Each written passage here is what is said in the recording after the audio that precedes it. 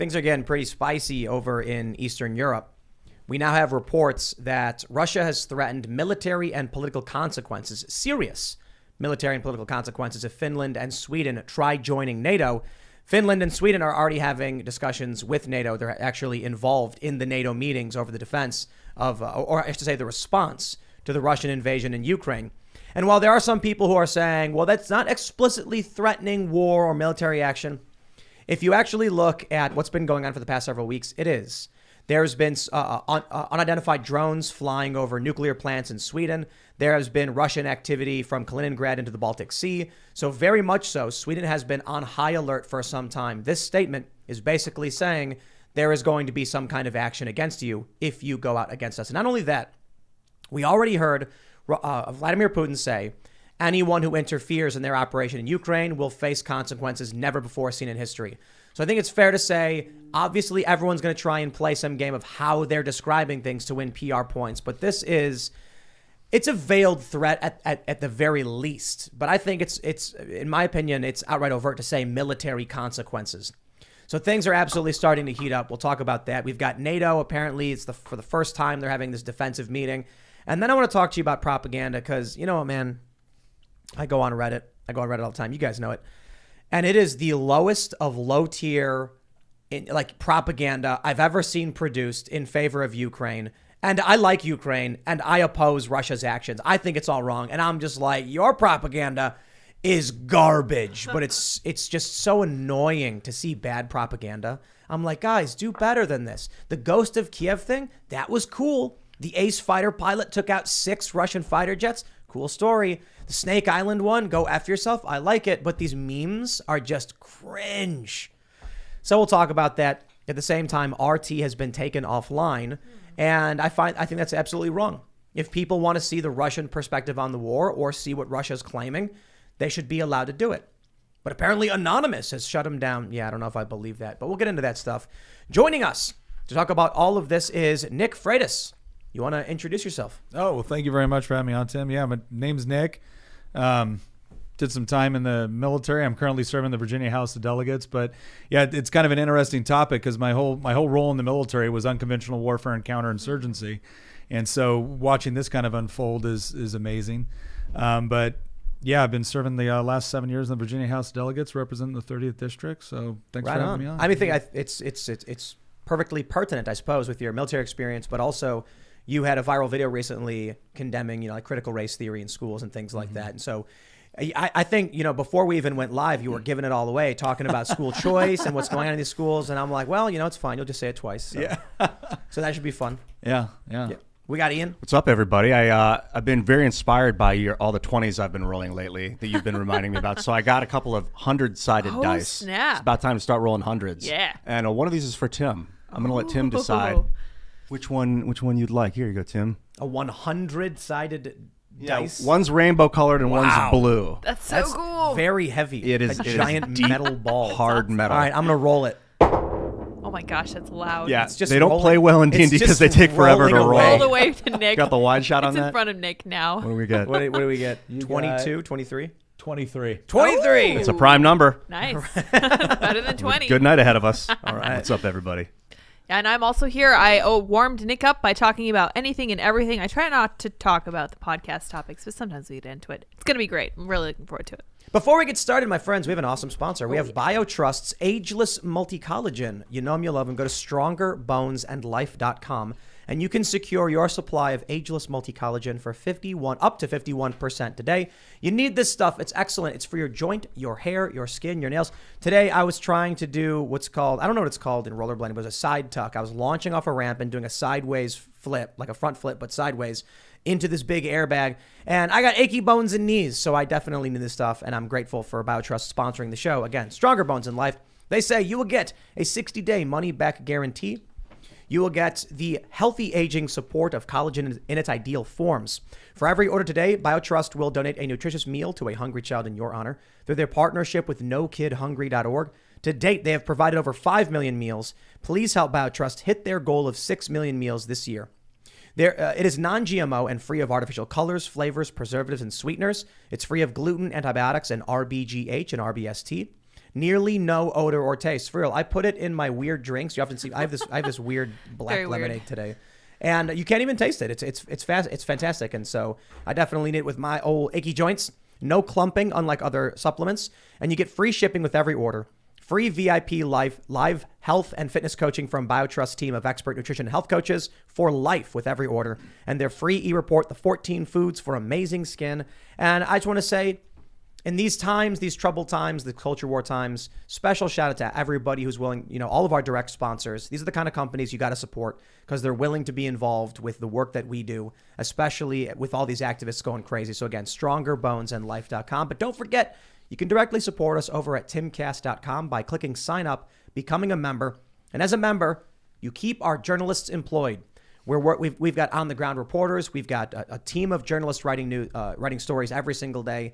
And we are all grateful that you guys are supporting work. Plus, you'll get access to our exclusive members-only segments that we put up Monday through Thursday around 11 or so p.m. So definitely go to timcast.com. But don't forget to smash the like button, subscribe to this channel right now, share the show any way you can. Let's read that first story from The Hill. Russia threatens military and political consequences if Finland or Sweden tries joining NATO. Russia's foreign ministry spokesperson Maria Zakharova warned against other countries attempting to join NATO after Russia started a war with Ukraine Thursday. Finland and Sweden should not base their security on damaging the security of other countries, and their accession to NATO can have detrimental consequences and face some military and political consequences, Zakharova said in a viral clip of a press conference. The ministry later posted the same threat on its Twitter. Finland and Sweden have given significant military and humanitarian support to Ukraine since Russia invaded. One pretext Russia has given for attacking Ukraine is that NATO would not give any assurances that Ukraine would not be allowed to join the intergovernmental military alliance. See, I'm gonna pause real quick and say a few things. It's hard to believe any of the stuff that's coming out. This stuff is on Twitter, these videos and these statements. But a lot of the videos, a lot of the claims, a lot of the propaganda just seems like attempts to manipulate the public. It's hard to know what's true. But we have had stories coming out for quite some time. This is from France 24. The Russians are coming. Sweden on edge as Russia flexes military muscle. It could be a long-standing propaganda campaign. I just don't really think so. I think Russia has literally invaded. Russia has said that they're engaged in a military operation. Call it whatever you want. I think the reality is Vladimir Putin feels like he lost. He lost the influence battle. The U.S. basically bought Ukraine. He couldn't do it. So here we are, getting into war. The question is, this threat towards Sweden and Finland, is it legitimate, or is Putin just spiraling out of control? Nick, I'm wondering what your thoughts are. I don't see, Putin's never struck me as the sort of guy that like just spirals out of control, right? The sort of guy that gets pissed off and just starts, executing generals and things like that. He's always seemed to be, again, I don't think he's a good guy. I think he's a bad dude. But I've also thought he was a fairly calculating guy. I mean, the guy has managed to stay in power this long within Russia, within an environment where it's fairly unstable from a political perspective with a bunch of oligarchs running around. So I don't know. I'm not convinced that he's at a point where he's just kind of lost his mind. I think he's pushing to see how far he can get away with what he's doing. I think he knows he's got a fairly short time to be able to act in order to consolidate gains. And then it's all a question of what are you bringing, right? When it shows up, when inevitably we get to the negotiating table, what does that look like? And what are you transferring in order to get what you want? So I don't really understand why he brings Sweden and Finland into this. But again, I don't see him as being an unstable guy. What are your thoughts on, you were talking about unconventional warfare. That's where you specialized in when you were in the military? Yeah. So what are your thoughts on everything we're seeing, right? Just to preface this, none of us here at least thought Putin would go this far with Ukraine. Yeah. And so this seems very much like conventional warfare. But it seems like they're saying while Kiev has some major gains, they've taken down a lot of Russia's assets, they're going to lose. Mm-hmm. And then there's questions about what they can do in the insurgency phase, in the resistance phase. Everyone likes to talk about the fact that Russia is not the power the Soviet Union was. That's absolutely true, right? It's got a GDP that's a little bit bigger than Mexico's, right? It's got a population of about 150 million. So not what the Soviet Union was. But when we talk about Russia doesn't have the GDP to fight a sustained war, you know who also doesn't? Ukraine. So this isn't about them having to fight a war for years. This is about how quickly can they get their gains, consolidate those gains, and then put themselves in a good position on the negotiating table. And so from Ukraine's perspective, they had to know that you're not going to go toe-to-toe, especially with the geography of Ukraine. It's not like you can go fighting in the mountains for 10 years like they did in Afghanistan. Right. It is built for tank warfare, and the Russians know a little something about tank warfare, especially in Ukraine. Right. There's a lot of historical battles there. But what a lot of people don't understand about this is immediately following World War II, the Ukrainians fought like a 10-year insurgency against the Soviets. So there is a history of them fighting over that area. The borders of Ukraine are a little bit weird from an ethnic standpoint.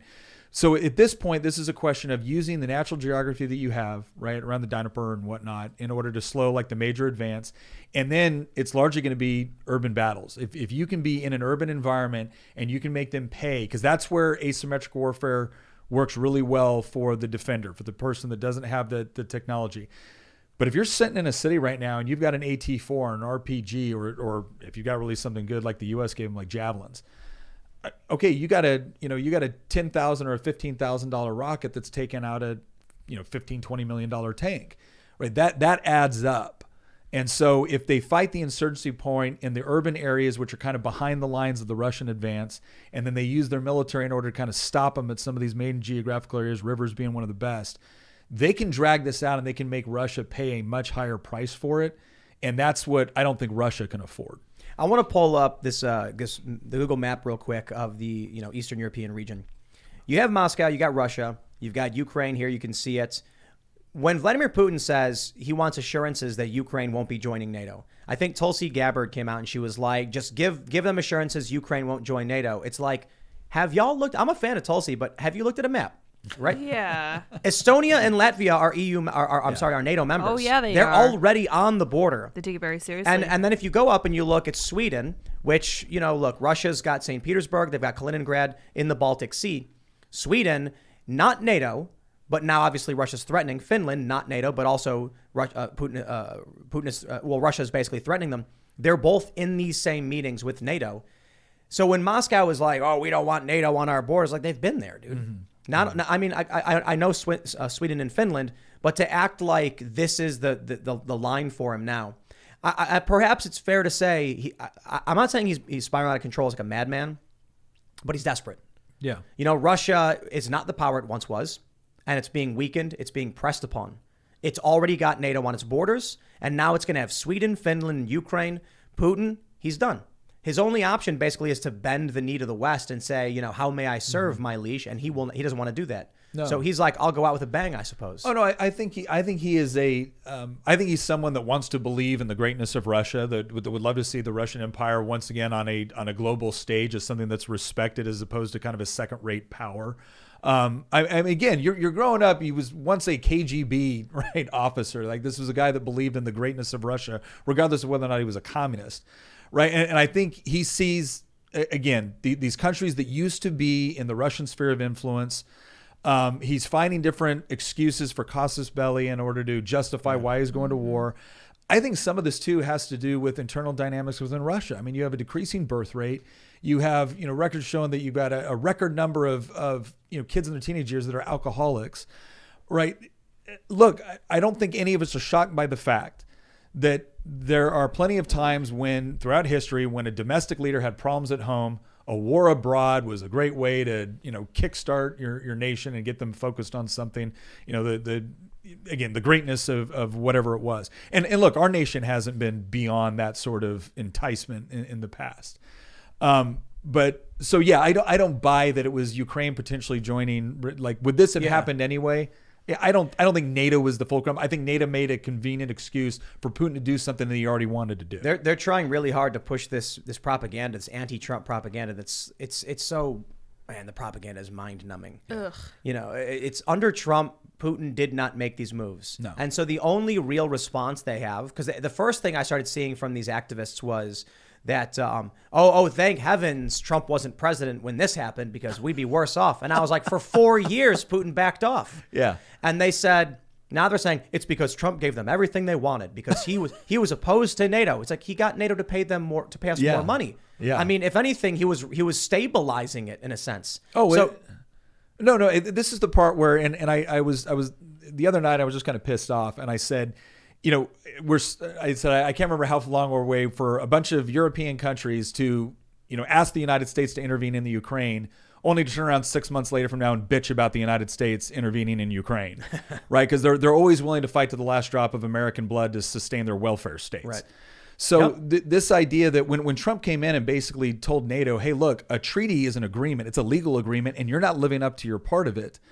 That lit a fire under their ass, and quite frankly, they needed it. And the other thing is that Putin also understood that Trump didn't draw. And look, I didn't. There was things about Trump's policy I didn't necessarily agree with, but Trump didn't do this thing that Obama did, where we're going to draw a fake line in the sand, and then when you cross it, we're going to draw a different line in the sand.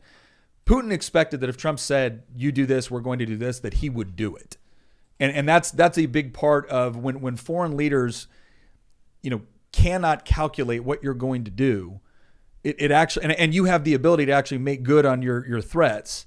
That's a far different dynamic than Joe Biden ripping everyone out of Afghanistan, which again, I wanted the troops to come home from Afghanistan, but ripping everyone out the way that he did. Surrender. Oh my gosh.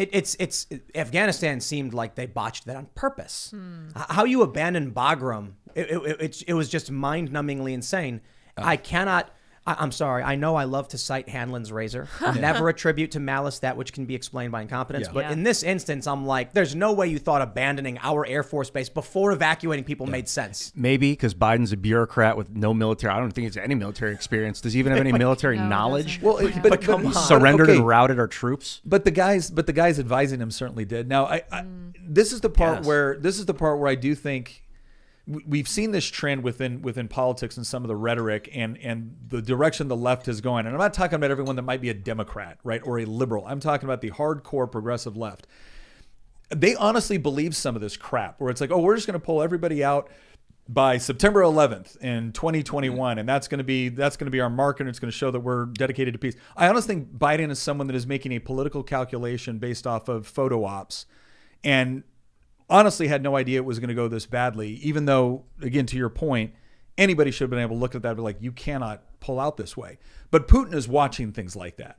Let's talk about Donald Trump and Vladimir Putin. We have this story from the New York Post.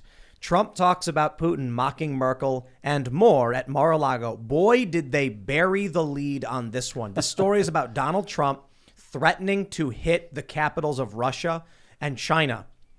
These are bold statements. So you want to know why? Why is it that Vladimir Putin did not invade Ukraine under Trump? There's this top post on Reddit where they're like, because Russia put bounties on soldiers in Afghanistan and Trump didn't even do anything about it. The story was fake. Yeah. And so this is what they believe. No. Let me show you exactly what it is. I will scroll down and give you this. There are several other stories making the rounds too. This is from the article, and they are even more provocative. One has it that Trump, noting that Putin seized land from Georgia when George W. Bush was president and seized the Crimean Peninsula when Barack Obama was president, warned Putin against a land grab on his watch. If you move against Ukraine while I'm president, I will hit Moscow. Woo. Putin reportedly scoffed, no way. And Trump said all those beautiful golden turrets will be blown up. Amazing. He reportedly said the same thing to Xi Jinping, that if he made a move against Taiwan, it would be met with an attack on Beijing. Wow. Xi, like Putin, is said to have been stunned.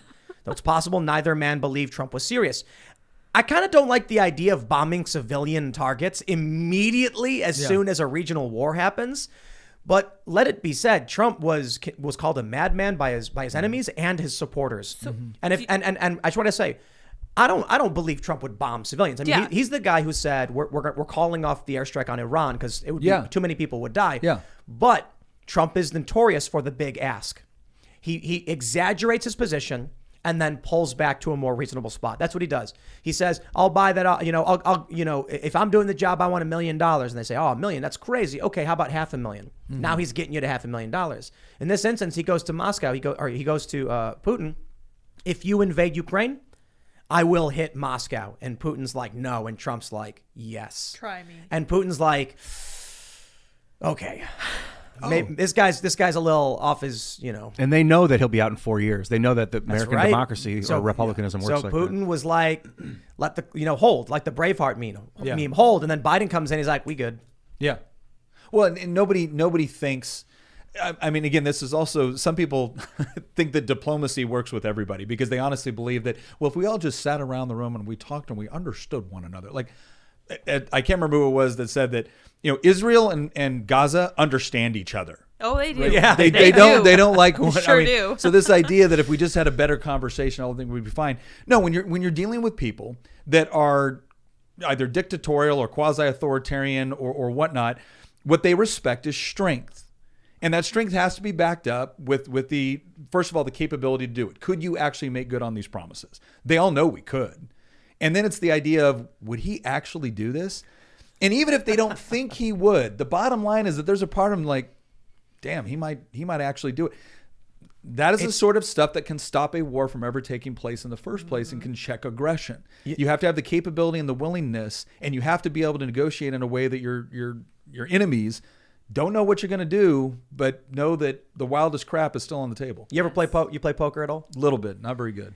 Sometimes, so when you Only with my life. No. When you're playing Hold'em against somebody who doesn't all know in. how to play poker, there's a certain advantage they have in that it's hard to know what they're doing because they're Erratic. all over the place. Oh, yeah. So I remember when I first, I was like 20, I played a game of poker. I had 2-7 offsuit, and I went all in on it, and I got a full house. Oh, wow. And I beat a guy who had ace king. It was a good hand, and he ended up losing, thinking you can't have anything but like I got ace king, Yeah. and I think he ended up with like I don't know, I don't think he had anything, but I ended up winning, and he got angry. He was like, "Why did you?" I'm like, "Oh, I won, didn't I?" Oh. And I have lost more hands with pocket aces than like. That's right, because you're like it's a fantastic. It's one of the best hands to go in on. Pre-flop. Pre-flop, Depends on right? what Maybe flop, ace king suited. But anyway, the point is with Donald Trump, Putin's like, I don't think he'll bomb Moscow, but I also don't know if he knows what he's doing either. Yeah. I don't know how he'll respond. That's fair. How can you make a plan for war? What Sun Tzu said, win the war before you actually start it. How could you plan against a man like Trump? Mm-hmm. He was like, look, we're going to wait a few years because I don't know what this guy's doing. Well, and he was the other thing too that I think shocked a lot of people, and one of the things that impressed me most about Trump is how reserved he actually was in foreign policy when it came to actually deploying people into harm's way to get shot at. Right? There's a lot of other, again, Joe Biden. There's the whole Teddy Roosevelt thing, right? Walk softly, carry a big stick. Mm-hmm. Joe Biden mumbles and carries no stick. And once people get used to that idea, then they know they can walk all over you, and it doesn't matter what your capability is because you don't have the willingness to use it. Yep. Now, whereas Trump had the capability, again, he was actually a lot more reserved. When that whole thing happened in Iran, and it was, no, we're not going to do this because I'm not going to, one, it's immoral to kill a bunch of people that had nothing to do with any of this. Two, it doesn't make sense on a practical level to keep, to create a bunch of enemies off of killing civilians. But when it came to Syria, and then there was a legitimate thing to strike, like he struck hard. He was in there quick. He didn't have any, aspirations to like remake Syria. It was just. This is the weirdest thing about the whole argument about Trump and why Putin didn't attack, because they're acting like Trump was favorable to Russia. And I guess in some ways you can argue Trump's disdain for NATO, but Trump's disdain for NATO, there's a video going around of Trump sitting at a meeting table with them saying, why are we paying for your defense against Russia, and then you're negotiating billion-dollar gas deals, making you dependent on Russia? Thank you. It was not helping Russia that Trump sanctioned Nord Stream 2. Mm-hmm. Joe Biden, May 2021, lifted the sanctions on Nord Stream 2, and all of us were like, why? What are you doing? As he was shutting down the Keystone Pipeline. Right. Yes. Right. Yeah. And then it was appeasement. Is that what it was? The idea was, well, if we give him a little, then we can take it away if he does bad. And it's like, he's got nothing to lose then. Yeah. He's like, you gave me free stuff so I can invade anyway and lose what I already didn't have. Whatever. Yeah. And then he did. Yeah. Putin did. Well, and he also, again, it's this idea. It's incredible to me that there's this honest belief that anybody's capable of sitting down at the table and no, you have completely different objectives. You have completely different worldviews. You have completely different capabilities, interests, etc. Now, that's not to say that you still can't have a productive conversation with someone, engage in effective diplomacy. But effective diplomacy only takes place when people actually believe that there will be consequences for their actions if they go against you. And I think I wonder about Vladimir Putin's frame of mind, but I do know we talk a lot about Strauss-Howe generational theory. You're familiar with it? Fourth turning. Hard times make strong men. Yeah. I think about the motivations of Vladimir Putin. He wants Russian greatness. He wants that empire back, and he knows, you know what? Maybe things will get worse off for the people of Russia, but that will be good for them spiritually in the long run. I'm not saying it literally will. I'm saying that's his mentality. Yeah. And so his idea is, look, we go to war. We are more willing, have less to lose than these Western nations, and it will harden up our people a little bit. In the long run, maybe he thinks he's planting some seeds. What I don't understand, maybe I'm playing devil's advocate. America took Iraq, Russia takes Ukraine, China takes Taiwan, then we're done with it. Can we just be done with it and move on? I don't. Can we trade Iraq for?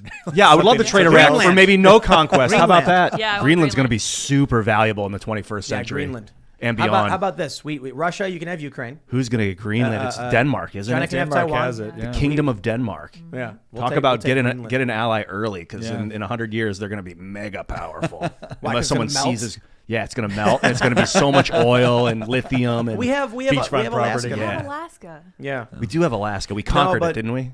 No, we bought it. We bought it. We Yeah. conquered Hawaii. Seward, Senator Seward. Yeah, we conquered Hawaii. Yeah. Yeah, wasn't there like 10 years ago, I think it was, a bunch of Native Hawaiians stormed like the state building and occupied it or something? Yeah, they still really? get pissed Yeah. about that. Yeah. A lot of the islanders. Well, do. yeah, they're like, we had a king, like America came and took it. Well, America wanted a Pacific, military operation. It looks like Putin wants the Black Sea. He wants to control the Black Sea. Well, okay, so this is what I think is interesting. I was talking to a buddy of mine, Christian, who works with us, really good historian, and he's done a lot of research on what's going on in the Ukraine. And we were talking about, okay, what are some of the possible angles here, right? Because the most obvious one is, all right, Crimea used to be part of Russia. It actually got worked into the border with Ukraine after Nikita Khrushchev shut down the insurgency that the Ukrainians had launched against the Soviet Union, right? Crimea went from the Russian SSR over to the Ukrainian SSR. It was like, well, it's not a big deal. We're all the USSR. Right. Well, when you have the breakaway republics, now all of a sudden you have these areas which ethnically, culturally, you could even argue historically, are more Russian that are now not part of that. So, okay, again, if you're looking for casus belli, you could say maybe he's interested in getting back parts of Russia that he thinks always belonged to Russia and want to be Russian anyways. But as I look at the Black Sea, and as I look at the Belt and Road Initiative by China, and I look at what they're trying to do with respect to their overland trade, I have a feeling that the more access you have to the Caspian Sea, the more access you have to the Black Sea, the more important that's going to be from a trade and economic perspective. Not to mention the fact that if he gets away with doing this in Ukraine, who the hell is going to stop him when it comes to Kazakhstan, Uzbekistan? Oh, absolutely. And now we're talking about minerals. We're talking about overland routes. We're talking about natural gas. Who's going to stop him then? And look at the strategy he's using. Donald Trump called it genius, savvy. And the media CNN actually ran an article saying Trump sides with Putin. Oh my God. Trump said it was a genius move. It was savvy and it wouldn't have happened under me. It's sad. So I don't think that's siding with Putin. I think he's like, you mentioned Acknowledging that your enemy is a genius can be very good to defeat your enemy. That's Yeah. right. Yeah. And so you mentioned, in war at the negotiating table, people will only respect power. Respect, often people conflate some words with positivity, like greatness, excitement, or respect.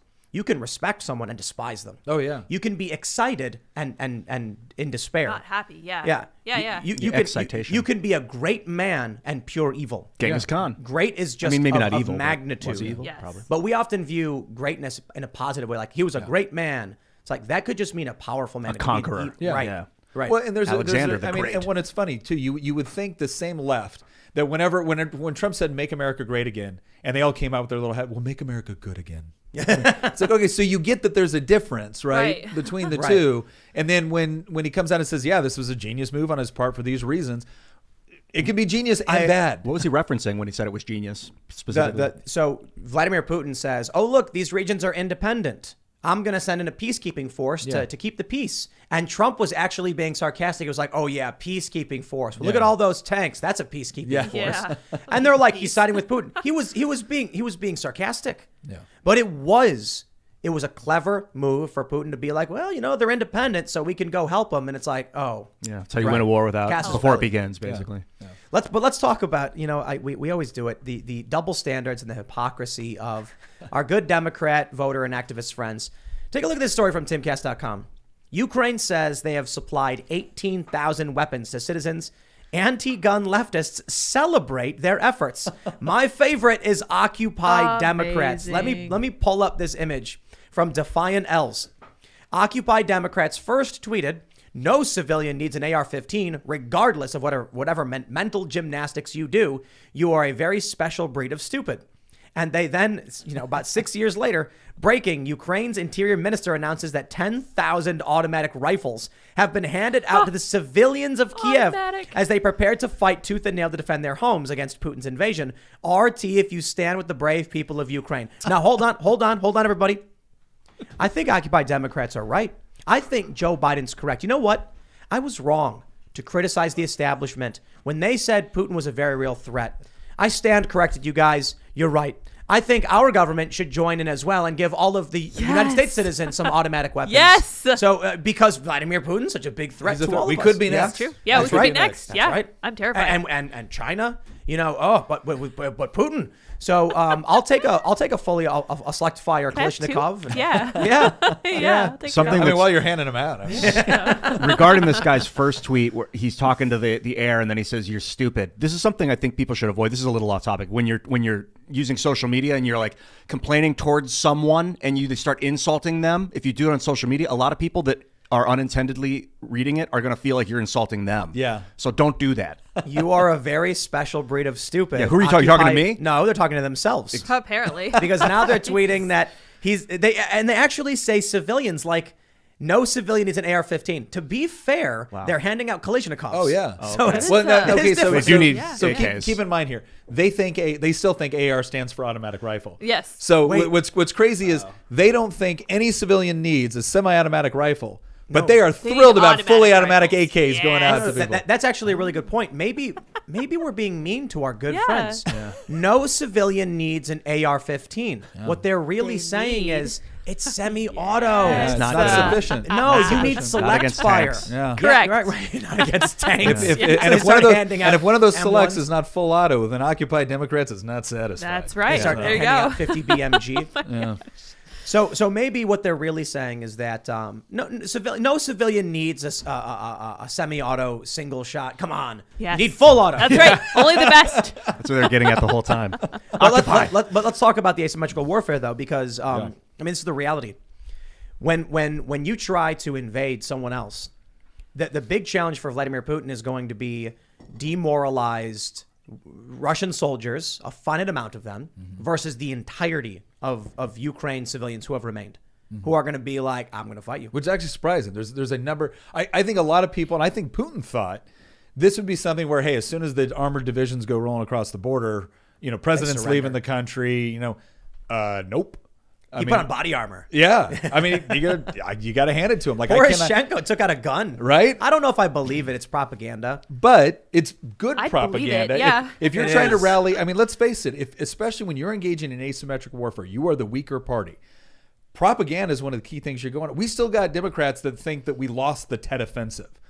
Right? Why? Because Walter Cronkite said we lost the Tet Offensive. Oh, I thought we lost the Tet Offensive. Yeah. Didn't people just get rolled over? Yeah. North Vietnam and all down Vietnam. Didn't the Americans get annihilated? during that? Didn't What happen. happened? Yeah. Are you serious? On the Tet Offensive, what happened? Yeah. Oh, okay. Well, real quick segue. Yeah. So okay. Go for it. So, This is in so, Vietnam. so yeah, in Vietnam, the Viet Cong launched a massive attack all throughout the country during Tet, which was supposed to be a ceasefire within the Vietnamese calendar, right?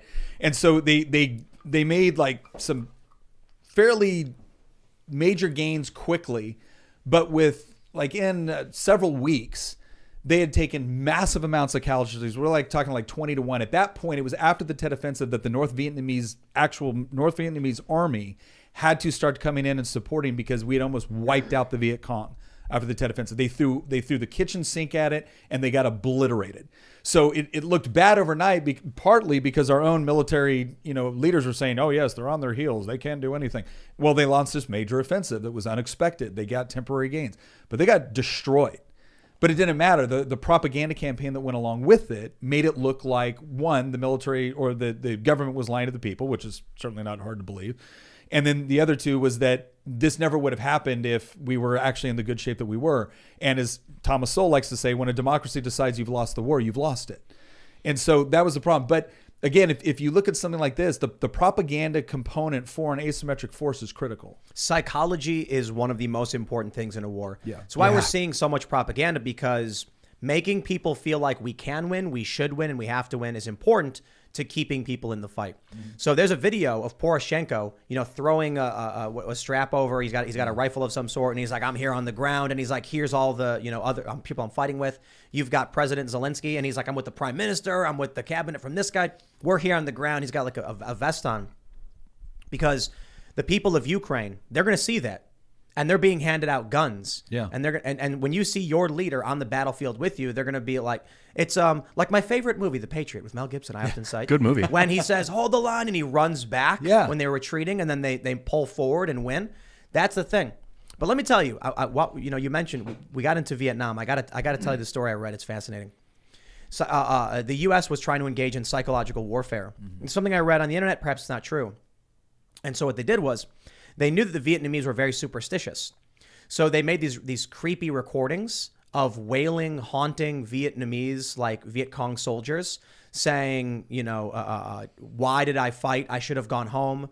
They believe that if you are not given a proper burial, you're forced to haunt wherever it was you died. So in the forestry, the jungle or whatever, they're playing in these loudspeakers, wailing Viet Cong voices saying, flee while you still can, or you'll be trapped like me. It was so effective, the South Vietnamese fled as well, and so they had to stop doing it. Just, I don't know if it's true. It sounds amazing. It's black magic. It's one of those stories you hear, it's probably apocryphal or something. Yeah, it's one of those stories that if it's not true, it ought to be, right? Right. Yeah. It's kind of messed up, though, going after people's, it's like a psychic attack on the superstitious cultures tend to get wiped out, I think. Are there any that exist anymore? I don't think so. There's a lot of superstitious cultures. Like the Christians? Cal Berkeley. No. There's Christian and Islam, which are both kind of superstitious. There's tons of, Americans have tons of superstitions. But, it's easy to manipulate someone if they're superstitious. Go to a casino. And you will see I did how superstitious a couple weeks ago. Event. Or a sporting event. Yeah. So you'll see a guy tap his Coke can 5 times. Yeah. Before well, that concerns me, because superstitious people are easy to manipulate. Well, it's like Michael Scott says, I'm not superstitious, but I am a little stitious. Yeah, man. So let it be known, they're giving out all these guns to regular people because it works. Yeah. I want to see Biden hitting a speed bag. I need some motivation. Get on the floor, bro. Yeah, let's go. Oh, that's a funny Give thought. me some speed. I'll tell you what'll be interesting on this, though, is that, and this is the part where, okay, again, how does Ukraine stall Russia? How does Ukraine capture the press and the media and the propaganda and all of this? And this is going to be interesting, because it's the first war we've seen like this where literally everybody has got access to the world to some degree from their phone. Yeah. So you imagine partisans out there doing this sort of stuff and then making a TikTok about it, right? That's going to be a fascinating thing to potentially watch, from not just from a propaganda perspective, but a sharing information perspective. Because if you don't think terrorist organizations already use social media in order to coordinate their activities, that there's, regardless of what ends up happening here, there's going to be a lot of research and study going into how social media influenced it from a propaganda, from a coordination standpoint, because there's good ways for partisans to fight, and there's really stupid ways for partisans to fight, and partisans should not be taking on a T-90 with their AK-47, right? It's just crazy. I'm trying to figure out why Putin would do this. And the only thing I come up with is it's the last great hoorah of a dying empire. They're not part of NATO. If I play Crusader Kings 2, I play a lot of battle conquest, grand simulation strategy games. And if you have a lot of countries with a defensive pact against you, but one of them isn't in the pact, that's the country you hit, and you take it fast, and then you're done. And then no one complains anymore. It's just back to base 0 again. And hopefully no one else signs up for the pact. And if someone drops out of the pact, they're a meaty target. Oh, he's got a war-weary United States, which is the only one that has any teeth. He's got a Europe that's been hit by COVID and doesn't want to deal with this crap. And everyone on the Western side can say Ukraine wasn't a part of NATO. Now, if you do it to Poland, we'll be pissed. Poland's not in NATO right now. Excuse me, if you do it to Estonia, right, we'll be pissed. Poland's in NATO. Yeah, Poland's in So NATO. is Estonia, yeah. Yeah, Estonia, Latvia, Lithuania. Should we get out of NATO? Yeah, what do you think? Because we've had those conversations here. Yeah. We pull all the weight. We do pull all the weight. It's going to be interesting to see what happens, because NATO hasn't been attacked, right? So it would be interesting to see. Well, not that I'm wishing for this. I do think that there's something to be said, and this is the part where I'll probably get a little bit amped up. Because again, I've lost friends overseas fighting wars that, I'm not so sure were the best decision on America's part. But one of the things that has maintained the level of peace that we've seen since World War II, and obviously there's been horrible conflicts in Vietnam, in Korea, and other places that we've been involved in and that we haven't been involved in, but nothing like the massive bloodshed we saw in World War I and World War II. And the reason why we have that, and the reason why for the last 30 years we haven't even imagined a conflict like this, the reason why this is surprising the living piss out of everybody is because of U.S. military dominance. That's why. The same thing that a lot of our allies are constantly bitching about and coming to the United States and talking about, they're always throwing their weight around. They're always going, yeah. And because we have, and because people know we can, it has kept people at bay, and no one's going to convince me otherwise. It really has. I think so. Yeah. And so now we're at a point where you have a war-weary United States, you have a global pandemic that took place, we have a country that we have no legal obligation to defend. And I think that the kind of the world order post-Cold War is being challenged right now by Putin. And he's probably picked the best possible time to do it. And again, that's why I said that. The same countries that will want the United States to intervene, to do the heavy lifting for them, if we decide to do it, will be bitching about us 6 months from now.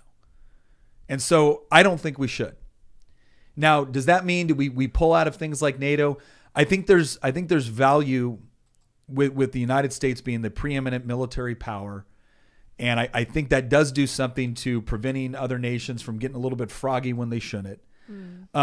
But one of the things, again, that I appreciated about how Trump handled this was he went back to NATO and he made a very real possibility that you might not be able to rely on us because you're not pulling your weight.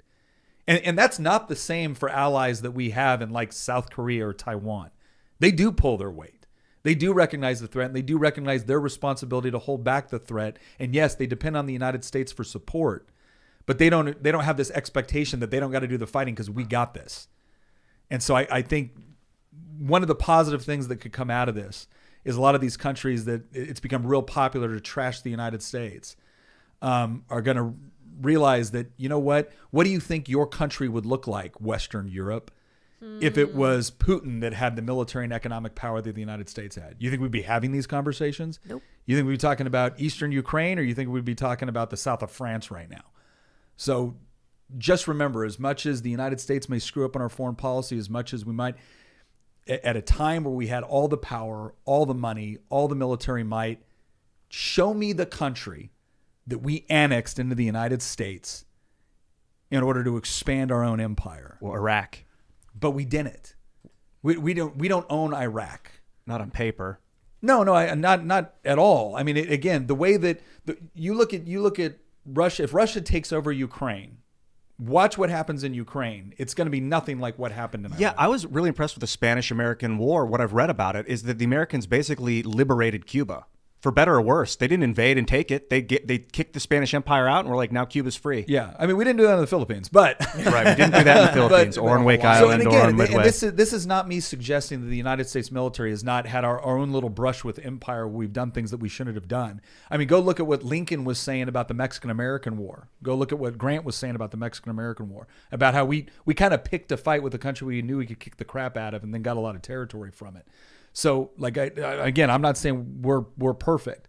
But if you look at the situation of the world, it has been the level of peace and security that has existed in certain parts of the world, especially in Western Europe, has been as a direct result of U.S. military dominance. It's the Kissinger limited war doctrine. He was a big part of creating this idea that we're going to fight proxy wars only so that we don't go to total war. I mean, I'm not a huge Kissinger fan. Me neither. But but that was his. Yeah, I'm not a huge Kissinger fan, and I think I don't like to call it the proxy war idea that, like, okay, if we just get involved in a bunch of little wars, we'll stop big ones.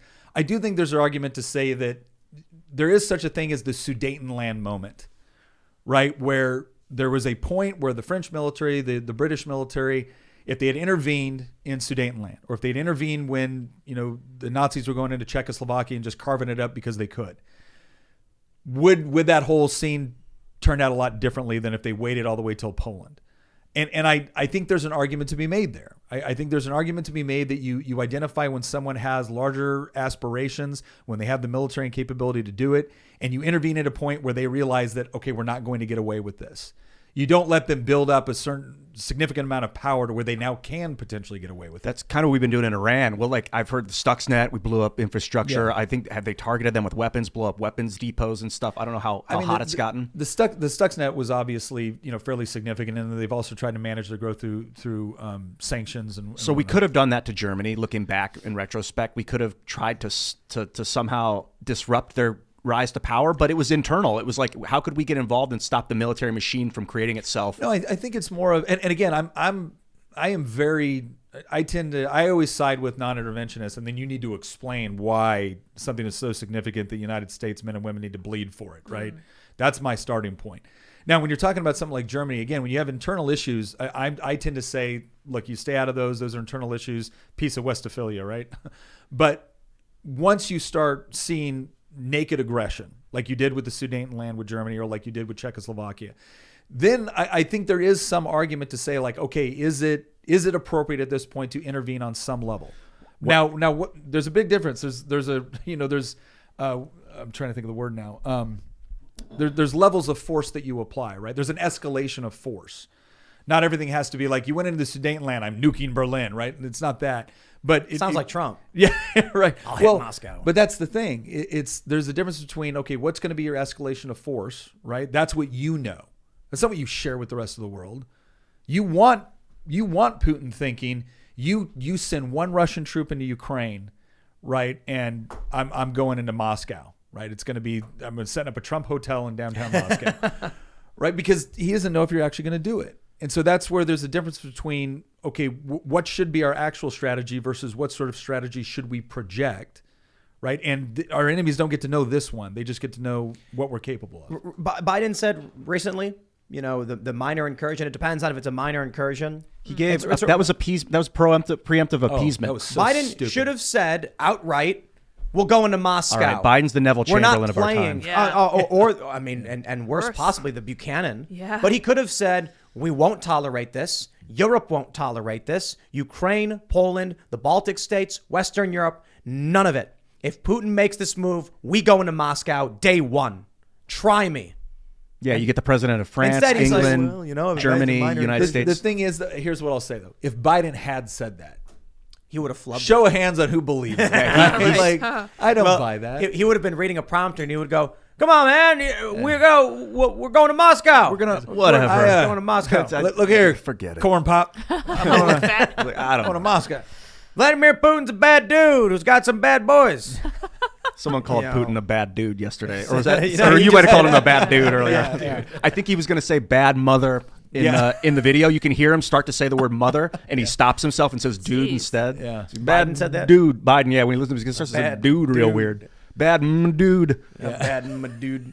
This is like when Hitler went into Poland to like reconquer part of Poland that had been stripped away after the First World War and give it back, because apparently he said there was a genocide of German expats in Poland that they were committing. Putin says the same thing. There's a genocide of Russians in eastern Ukraine that's been going on for 8 years. I haven't heard an inkling of this in the media. I don't know if it's real or complete propaganda, but this was Hitler's reason for invading Poland, or part of it. Probably also to connect, more land bridges and stuff, because Hitler was like ready to take over the world. There's a conflict in the Donbass region, and you've got people saying, yeah, the separatists are dying. You've got people saying Ukrainians are dying. And both sides will use what they can to justify their positions. Yeah. I don't know who's more right or more morally right. I don't know. I know that both sides are making those assertions. I think Putin is doing what he wanted to do, and then he found reasons to do it. So should we? I guess my question is: should we treat this like how we treated Hitler invading Poland? Where it's a different time, and I'll preempt that. I don't either, because America took Iraq 20 years ago, and that gave the Russians opportunity to match the playing field. You can't look. Two wrongs don't make a right. The U.S. screwed up with Iraq and Afghanistan. They're screwing up today by still being there. Absolutely. It's not like it happened. It's happening right now. And screwed up miserably leaving Screwing up Afghanistan. But we can't be like, well, Russia gets to take a sovereign country because the United States did it too. That's well, you can't do that. And even then, the thing that I go back to is that with Iraq and Afghanistan, there was no point where Iraq became the 51st state or Afghanistan became a territory. Now, again, I think there was huge problems with the way we did a lot of it. Now, I don't think it was wrong to go after the Taliban. I don't think it was wrong to go after terrorism. I don't think any of that was wrong. I think there was something significantly wrong with this idea that we're going to come in here, completely devastate whatever current government is in charge, and then we're going to go ahead and recreate you on our image. But I think it was Ron Paul who said that when it came to the Taliban after 9/11, we should have issued letters of marque and reprisal, specifically targeting the group, not the country, not going after Taliban. They would have cannibalized each other. It would have been awesome. Instead, it was like, let's nation build for 20 years. Oh, no, if you look at the initial invasion, so again, in the military, I was Army Special Forces. It's better known as Green Berets. Green Berets focus on unconventional warfare, counterinsurgency. What does that mean? It means when we go into a country, we work by, through, and with local allies, the indigenous population. You look at the opening days of Afghanistan, we're talking about, you had agency in there, you had several hundred Green Berets working with the Northern Alliance. And within, a couple of months, like they had kicked the Taliban out of like Kandahar. And it was all by, through, and with the local population.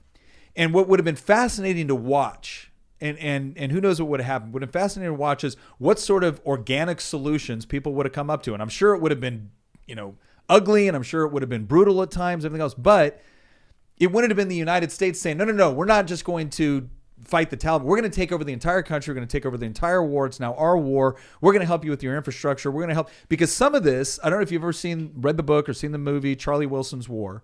A big argument that they made is that we went in there to help the Mujahideen against the Soviets, and then we didn't stay behind in order to help with some of the infrastructure, and so it got out of hand. And so this time was, we're not going to repeat that mistake. We'll just double down and take over the whole damn thing. Okay, no, you're trying to impose certain cultural, political, social changes on a culture that is not necessarily interested in the social changes that you're trying to affect. It doesn't matter whether or not you think it's more moral than what they currently have. If you don't have buy-in there, then don't expect to be able to do it unless you're willing to stay there for 100 years. That's my concern with Iraq. They say it's not a state, but what's the plan? Either we're going to be there for 100 years and it may as well be a state. We have no significant military presence. Right, yeah, in Iraq. it's drawn down substantially.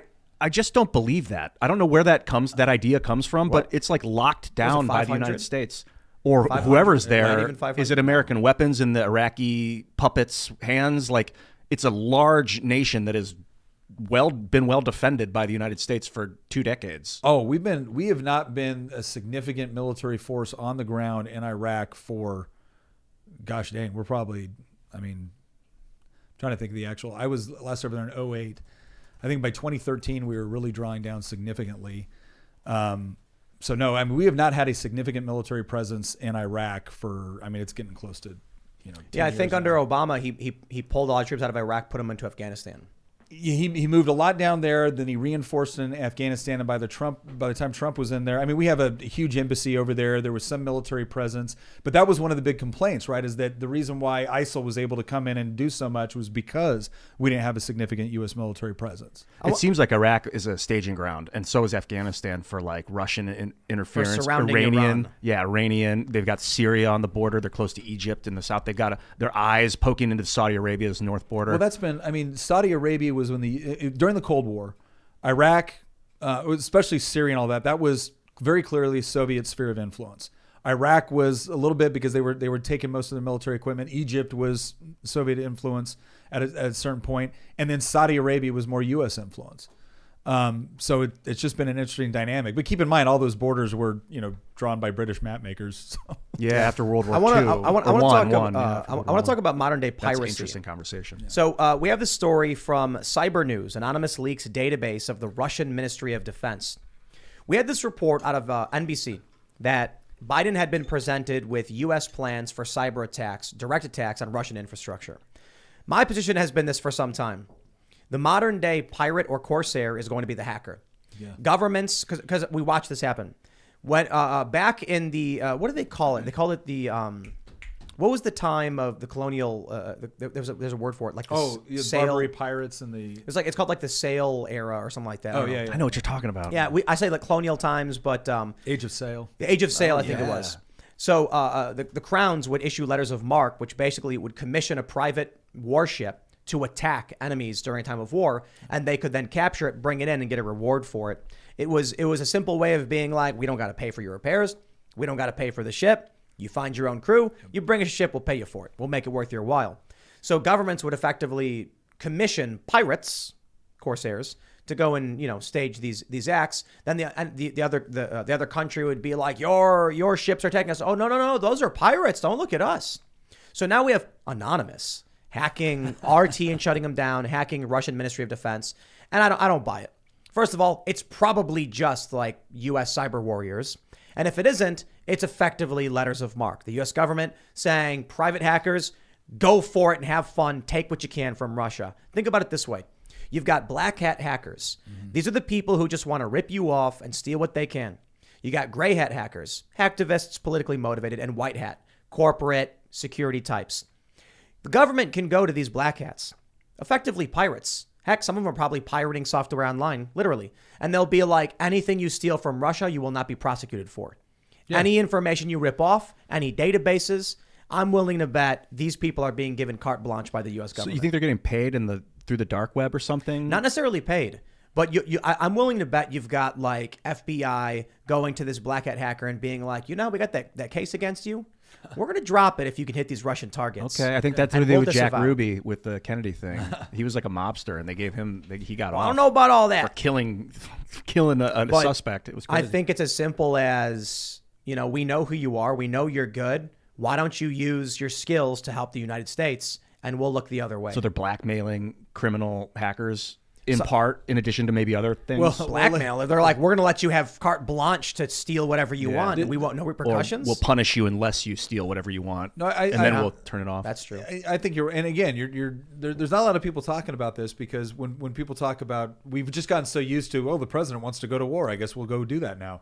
But there are constitutional ways to deal with certain threats. One is the declaration of war, which is supposed to be done by Congress.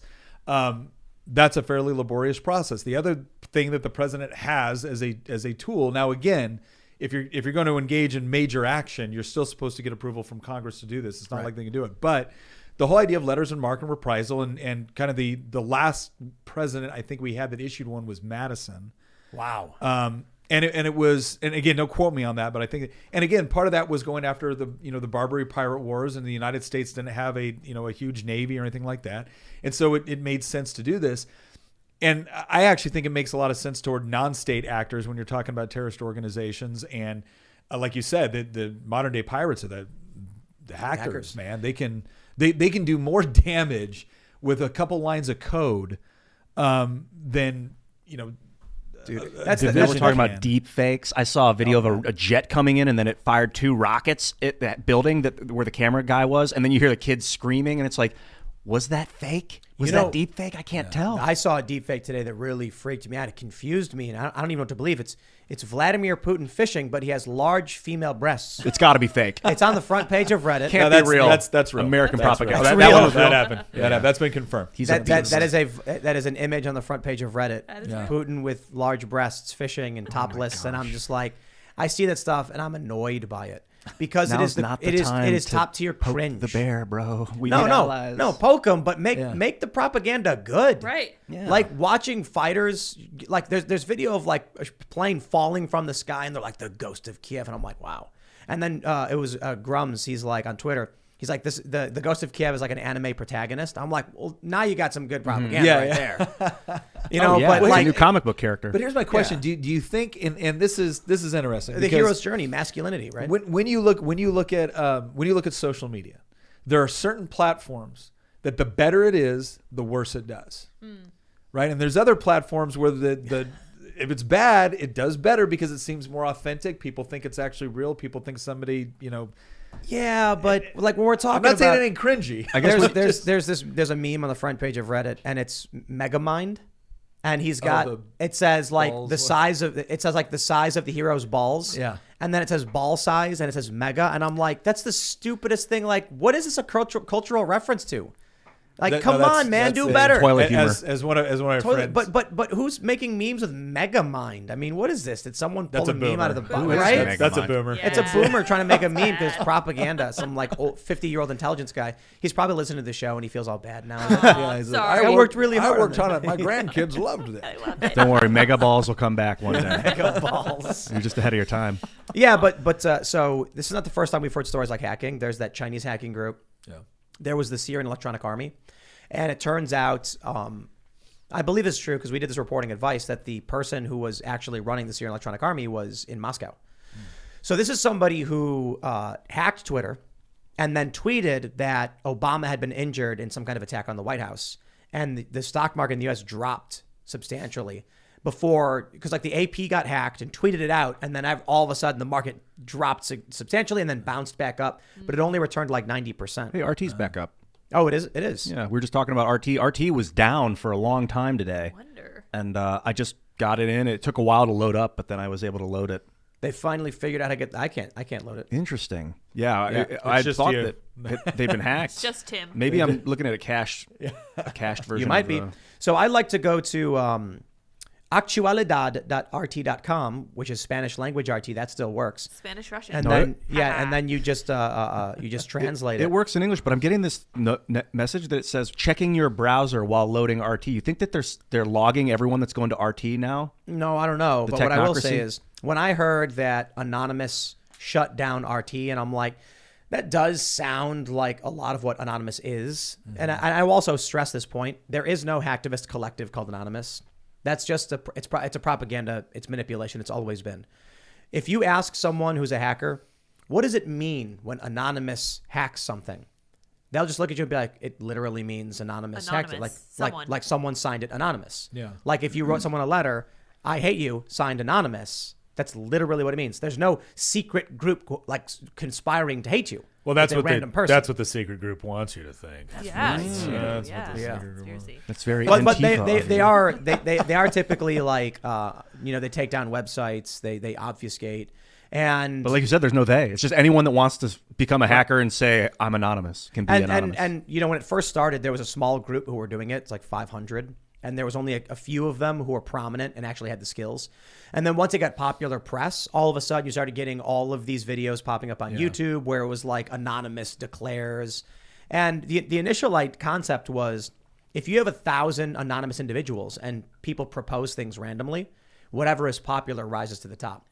So a lot of the actions that were being taken by Anonymous was like someone said, Operation this, let's do it. And people would be like, that's stupid. And then someone will be like Operation ABC, and they'd be like, all right, and they all start doing it, and then it gains popular traction. So you still have attempts at making these videos, but for the most part, the movement or whatever of like this kind of meritocratic hacktivist operation just doesn't exist anymore. That's what I think now. I think it's government actors.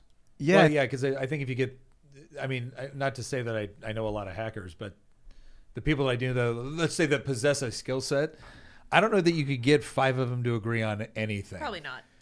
Yeah. The one thing I will say is that the hacker community has gone full cult for the most part. So I used to hang out. I'd go to DEF CON, Black Hat, hang out at hacker spaces, and they were free speech, anti-establishment, anti-government. And then the last time I went to DEF CON, which is the biggest hacker convention, it's for like civilian hacker convention, because they have Black Hat, which is the corporate one. There was a guy, I think he was from the NSA or something, and he was giving a presentation, and he mentioned how they try and stop Russia, and everyone started clapping and cheering. And he was like, and then he stops and he goes, wow, an applause from DEF CON for a spook. I'm really surprised things are changing. And I started laughing. Yeah. It was because the media had been running the narrative of Russia. And I mentioned there was like this semi-open event there. And I'd mentioned that RT had offered to pay me money for some of my footage out of Sweden, which I said no to. Yeah. I said no because I was like, why do you, my footage is on YouTube for free. You can fair use it. There's literally no reason to give me money for this. It sounds weird. Yeah. And I got people clapping for me. I was like, so when I was reporting out of Sweden, I got hit up by RT. They asked if they could pay me. I said no. They doubled the amount they'd pay me. I said no. Then all of a sudden, people I knew were like, hey, I'm getting hit up by guys from RT. They're trying to pay you for this. And I was like, no. And people were like, oh, so brave, so honorable. And I'm like, well, it's weird. It was a weird shift that happened where like the corporate press said Putin bad, and everyone just went, "You got it. We're going to march in that was lockstep." so weird. Do you think that was just because of Putin, or do you think that had something to do with? Trump. I mean, not only that. I mean, let's face it. Like Putin's not a good guy. I get that. Yeah. But the attention on him. Do you think that was just Putin, or do you think that was a combination of Putin and Trump? Oh, it's Putin And fear of the Cold War. There's so much residual fear of the Soviet Union. They put that fear onto Russia. It's not the same country at all. It's not completely different. It's not communist. Yeah. It's a federation of states. So it's like an easy target, but it's tickling their amygdala. I brought that up before. It's like it's enticing their lizard brain to become afraid of some ancient idea. I think ancient evil. Like, does he still have the ring, or is the ring been destroyed? It is the glacier is melting. He's going to be free. I think it's a cult. Well, we have this story from Timcast.com. Nearly 70% of liberals say it's more important to protect Ukraine's border than our own. What? I don't know if it's 70%. I gotta see the Did we poll get an here. error in here? I thought it was 57. You have a link to the poll on this one because it might be Okay, but 1,000 people. I think that that doesn't surprise me, and I think. Yeah, it's I think 57. The reason it doesn't surprise me is because there's a lot of people that I know. Again, I always make a distinction between liberal and the left, but there's a lot of people on the left that I know that any other country in the world is better than our own. Like we are uniquely evil in some capacity for which we must pay. I don't know. We just need to be sorry all the time. And so the idea that you would ask them, should we protect our border or Ukraine's? Of course it would be Ukraine's, because the only way we would protect our border is if, we're all a bunch of racists. This defies Jesus' logic. Did you Take the see plank that- out of your own eye first? Did you see that they're calling on CBP to leave the southern border to go to Poland to process Ukrainian refugees? It's remarkably I'm going to check insane. that up as things that don't surprise me anymore. Yeah, no. Things that don't surprise me anymore. Wow. So, okay, back to the story for a second. You said it's 58%? 57% of Democrats. So the title was wrong, but we're going to copyright that. I think the title is Okay, wrong. so somewhere between 57 and 70, but you think it's A more close to majority. 57? 49% of them. Well, you got to log into Rasmussen if you want to get the hard numbers. The But I thought it idea was that we 57. should send our National Guard overseas to fight is completely insane. That's completely insane to me. That's Our custom and border Yeah, it's protection the- agents, it's like Border Patrol. These are Yeah, but like what border? our border patrol. Their job is to run the border, and they're like, go to Poland. Oh, yeah, go, no, to- that- go What to happened? Ukrainian Is border. it? You think it's because they fired so many people for not being vaccinated? No, That it's actually 'cause- sounds like they would allocate resources. Like, you're a border patrol and there's a border issue in Ukraine. Oh, Hey, yeah, that's where you perfect should fit. be. Right. And by the way, does Ukraine have a coast? Because we have a coast guard. We do, We yeah. could use that. Yeah. Right. Holy Yeah. crap. Yeah, they got a coast off the Black Sea. They have a government, so they There we could use go. our army. Sure could. Yeah. Governments need armies. They could have They have ours. ships. Wow, Yeah, maybe. man. That's why I was saying the other day, I'm ready to just put my feet up and crack open a coconut. No, never give up. Never surrender. Always chance. Always change. It's not so much give up, but kind of like just glide. Well, that's good. Like we've fallen off the cliff. Just spread your wings and enjoy it. I do think we before- need to make entertainment for a while and veer away from the negativity and of war and conflict and. So I don't think those two. Interestingly enough, I don't think those two things are mutually exclusive. I like it. Not an either or proposition. In fact, I'm willing to say, and again, this is not one of those. This is not one of those. George Bush, we just got attacked, so go shopping, right? Like, I'm not saying that. I do think there's a realm That for, was like, funny. sacrifice when the times call for it. But like, as I look at like all the things that are kind of under assault and the way things are acting, there is a huge realm right now. One of the reasons why we are in the situation that we're in right now is because we didn't fight for the cultural space. We might fight for the political space. We didn't fight for the cultural space, which is why it is dominated by a certain perspective or viewpoint. And I tell parents this all the time when they're at, well, how are we going to fix our schools? Or how are we going to, like, well, if you think you're going to fix your schools with one election cycle, you're out of your mind. Yeah. Because your child is now going to a school which in many cases is pushing a particular worldview or a piece of propaganda that might not coincide with your own beliefs about your country or faith or whatever.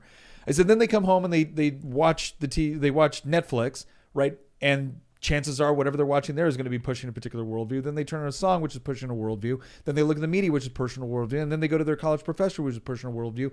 And then what do you get? 30 minutes around the dinner table? Like, you think this is sufficient? And so any sort of activity I see which is pushing into that cultural space, which is so critical, because everything political is downstream from culture, is absolutely necessary and one of the most important fronts that we're in right now. Oh, Well, yeah. but there's two good things to say here. Some optimism. One is you've got the Daily Wire, ramping up production of cultural content. They're buying movies. Yeah. They absolutely see your point, and they're working towards it. But then I would say that when you say we haven't, gotten involved in the culture, or I forgot exactly how you said it. Well, Ian and I did not come into this as conservatives. Yeah. So there's a lot of people who were working in some kind of entertainment, some kind of media or cultural space, and now find themselves in agreement on many core issues of freedom in the United States and our Constitution with conservatives. Yeah. And that's giving a big cultural boon. Yeah. So, we talked with the guy from the Daily Wire about, how we can expand our cultural content. We have a vlog. We do silly jokes and have fun, and we do flips and into bean bags and stuff. But we're talking about, things we can do. We launched a show called Tales from the Inverted World. Yeah. And we have a book available at invertedworldbook.com. And it's mysteries, UFOs, ghost stories, because, we've always been involved in that. Yeah. We actually got a mix of a song that we've been putting together. So we're putting out music. It's fantastic stuff. Yeah. Goosebumps. So I grew up playing music. I grew up making skate videos. I grew up making videos with my friends. And now what the left has kind of screwed up is that they're constantly pushing people. They're making authoritarian demands of people to give in to their politics and their views, or else. And a lot of people are saying, or else, and they're walking away. Yeah. Yeah. So now there's an opportunity here for conservatives to get back in the game and push back on the left. And I think in the long run, the left will lose the culture. Cultural. I was in Hollywood acting 2006, 7, 8 kind of, and I was like, I'm going to change the world. I'm going to become a famous actor and then be able to give the speech at the Oscars that changes everyone. Yeah. That was my idea. But it was so dirty, that industry. I felt so sexualized, and they were like, you're just so sexy. Sex. And I'm like, It's got to be get rough. out of here, man. It's gotta be tough. Felt their fingers coming at me, and I just ran. But I bailed on culture Run too. for like a decade. I started building Minds, the social network. That's why people get involved in politics, is because we're not pretty enough for Hollywood and we're too stupid for the private sector. So Wow. Yes, There you case go. in point. But it's got to be done. It's got to be done. It's one of the I most. just didn't like that top-down pressure in Hollywood of like the oligarchs of Hollywood that were these like weird sexual deviants. It seemed like they were kind of creating the feel or the energy of the system. It was gross. Yeah. Beautiful city though, until recently, I guess, because the homeless incursion is terrifying, but beautiful weather, that's for sure. Because of the valley, it's gorgeous. the mountains, and it's like you got snow-capped peaks to the north an hour, you got the desert to the east in an hour, you got the ocean to the west in an hour, you got the hills just 20 minutes north of you, the beautiful valley. It's an incredible city. Oh yeah. They called it the City of the Angels for a reason. Yeah. Actually, it says Los Angeles has a really weird long name. You ever look it up? Yeah, it is weird. I it's remember like looking super it up. long. It's Yeah. like the river of the women who I don't know, Spanish, some like really long. I You used find to- it? Yeah, I'm looking it up now. Yeah, well, you look at California, man, and they say California's our future. That California is 5 years ahead of the rest of the country. No, so here's what I think. I think California is going to be a wonderful place to live in about 20 years, and then Texas is going to be the problem. Yeah, I agree. That's why people were telling us like you should go to Austin. I was like, no way. Oh, so I call it the, and I did this once, and I think it was like I don't know, Occupy Democrats or Blue Virginia, or someone got like furious, like, oh, I can't believe he called us locusts, because it's the locust theory. The locusts have no idea that they're the ones eating all the crops. They're just wondering why all the prosperity's gone. And then they go somewhere else to find more crops. I'm like, okay, so no, I'm not comparing you to people to locusts. I'm saying that it's this idea that someone will come in, see all this prosperity, use it, then destroy it. And then when they move, they don't realize that, okay, you're taking the policies that created the destruction with you. Maybe don't do that this time. Yeah, what do you think? I'm not calling people locusts. I'm calling them a virus. I'm kidding. I think this is the mindset of the World Economic Forum, is that people are destroying recklessly without reproducing the environment. So they were like, okay, that's a big problem, and we're gonna have to, they look at people like a fire, like animals. Yeah. just consuming carbon and expanding the growth and just burning things down. Well, and Numbers, it's utilitarian. fascinating. They never want to take a look at the fact. I can't remember who it was that had the bet, but it was with that. It was with one of these guys that was predicting in the 70s that we would be engaged in a series of world famines, and like all of our natural resources would be Paul Krugman. Earl Rick. I was Good gonna guess say though. Paul Good Krugman. guess though. Often wrong. If you're talking about a guy that makes crappy predictions, wrong. Paul Krugman would have been a really, really good pick. But Paul Ehrlich had, and so this other economist came in, and I think he told him, he's like, pick 5 natural resources, and I'll bet that in 20 years they're all cheaper than they are today. Yep. Yeah. And Ehrlich engaged in the bet and lost. Yes. Because it's this idea that no, human beings have this amazing capacity to adapt if they're not being controlled by, an authoritarian central government that's trying to control their lives or treating them like they're a virus. But how about we make that bet now, do you think things will be getting cheaper? And I would say from this point forward, in Singapore. yeah, I think we're in for a world of hurt. Why in Singapore? If we boot Russia from SWIFT, then everything's going to get more expensive. Well, I got a story here. I think that Russia is leaving SWIFT. I don't think that they're going to wait to get booted. I got a story from Russia-briefing.com. Russia and China to develop SWIFT-avoiding international financial systems. What's that? Of course. I just don't know about the source. No, but Russia and China have been trying to get off the dollar for a long time. Yeah, that makes sense. So they've. I think Putin's known. You can't imagine this guy has risen to the level he's risen to without planning for something like this. Yeah, for sure. What would be interesting? I was talking with my team about this. Like, what do we think is the worst case scenario? And what we were talking was like, okay, he takes Ukraine. He uses that as kind of like a trial balloon, right? Takes Ukraine, doesn't really suffer any major consequences for it. And then you start to look at, incursions into places like Uzbekistan, Kazakhstan, Tajikistan, where we're talking about, again, the Belt and Road Initiative. And now you start to see this block, this Russian-Chinese block, where you have a massive amount of natural resources. You've solved some of the population issues that Russia's having with expansion. And then you have just these major spheres of influence. And then it becomes almost kind of like a remake of the Cold War on some level. Now, again, I'm not saying this is going to happen, but I'm saying it's not science fiction to look at this and be like, okay, yeah, I can look at a map and I can look at what he's doing and I can look at where resources are at and I can see where spheres of influence would potentially engage and then where do we go from there? And to your point, back when it was the West and the Soviet Union, you had people coming off of World War II. You had generations that were familiar with sacrifice, familiar with fighting, that they had a strong sense of patriotism. They had a strong sense of moral responsibility to themselves, their family, their country, etc. And now you're talking about a world where I don't think anybody believes that we have that same sense as widespread throughout the population, given some of the things that we're complaining about right now, and some of the things that people honestly believe are really key issues.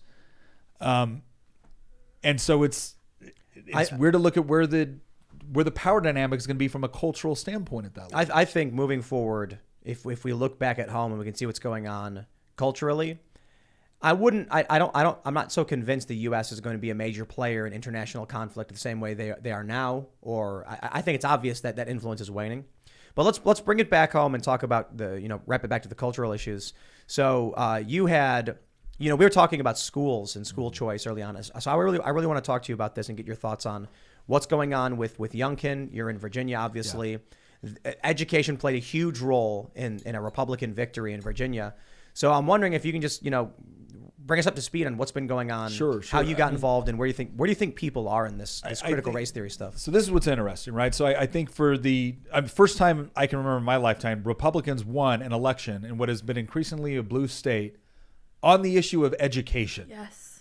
Right? Usually, what do Republicans win on? Jobs. We win on, taxes, right? We win regulations. We don't win on education, right? That's always been like a Democrat issue. They always come off as the ones that are more, well, what happened was, and I gotta kind of set the scene here. Democrats took control of, the House of Delegates, the Virginia Senate, and the governor for the first time in like over 20 years in Virginia. And there was one Democrat, Delegate Lopez, who represents, I think it's Arlington. And he had told people at this one campaign stop, he goes, if you give us everything, we will accomplish a lifetime's worth of work in an afternoon. And keep in mind, for 20 years, they hadn't had this sort of power. So they got to run on a lot of like aspirational things like, oh, we're going to equality and social justice and equity. Like, okay, what does any of that mean? But it sounds good. And we're mad at Republicans right now. So they got into power and they did it. I mean, he was not lying. They did as far and as fast as they possibly could within a 2-year period of time. Did they try banning guns? Oh, brother. there was a debate between me and Delegate Mark Levine.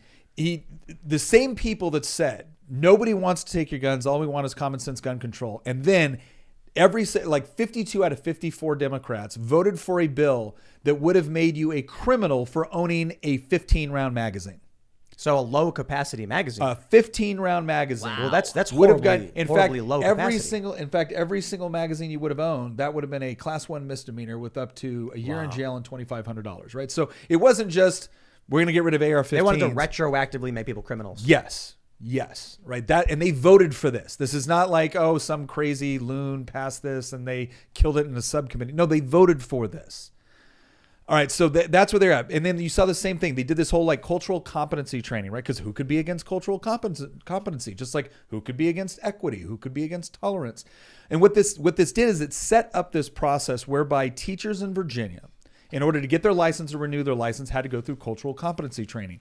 Well, when you go onto the Roadmap to Equity in Virginia education website, that's where you found out that, oh, wow, there's Ibram X. Kendi, there's Robin DiAngelo, there's Southern Poverty Law Center, like all pushing CRT.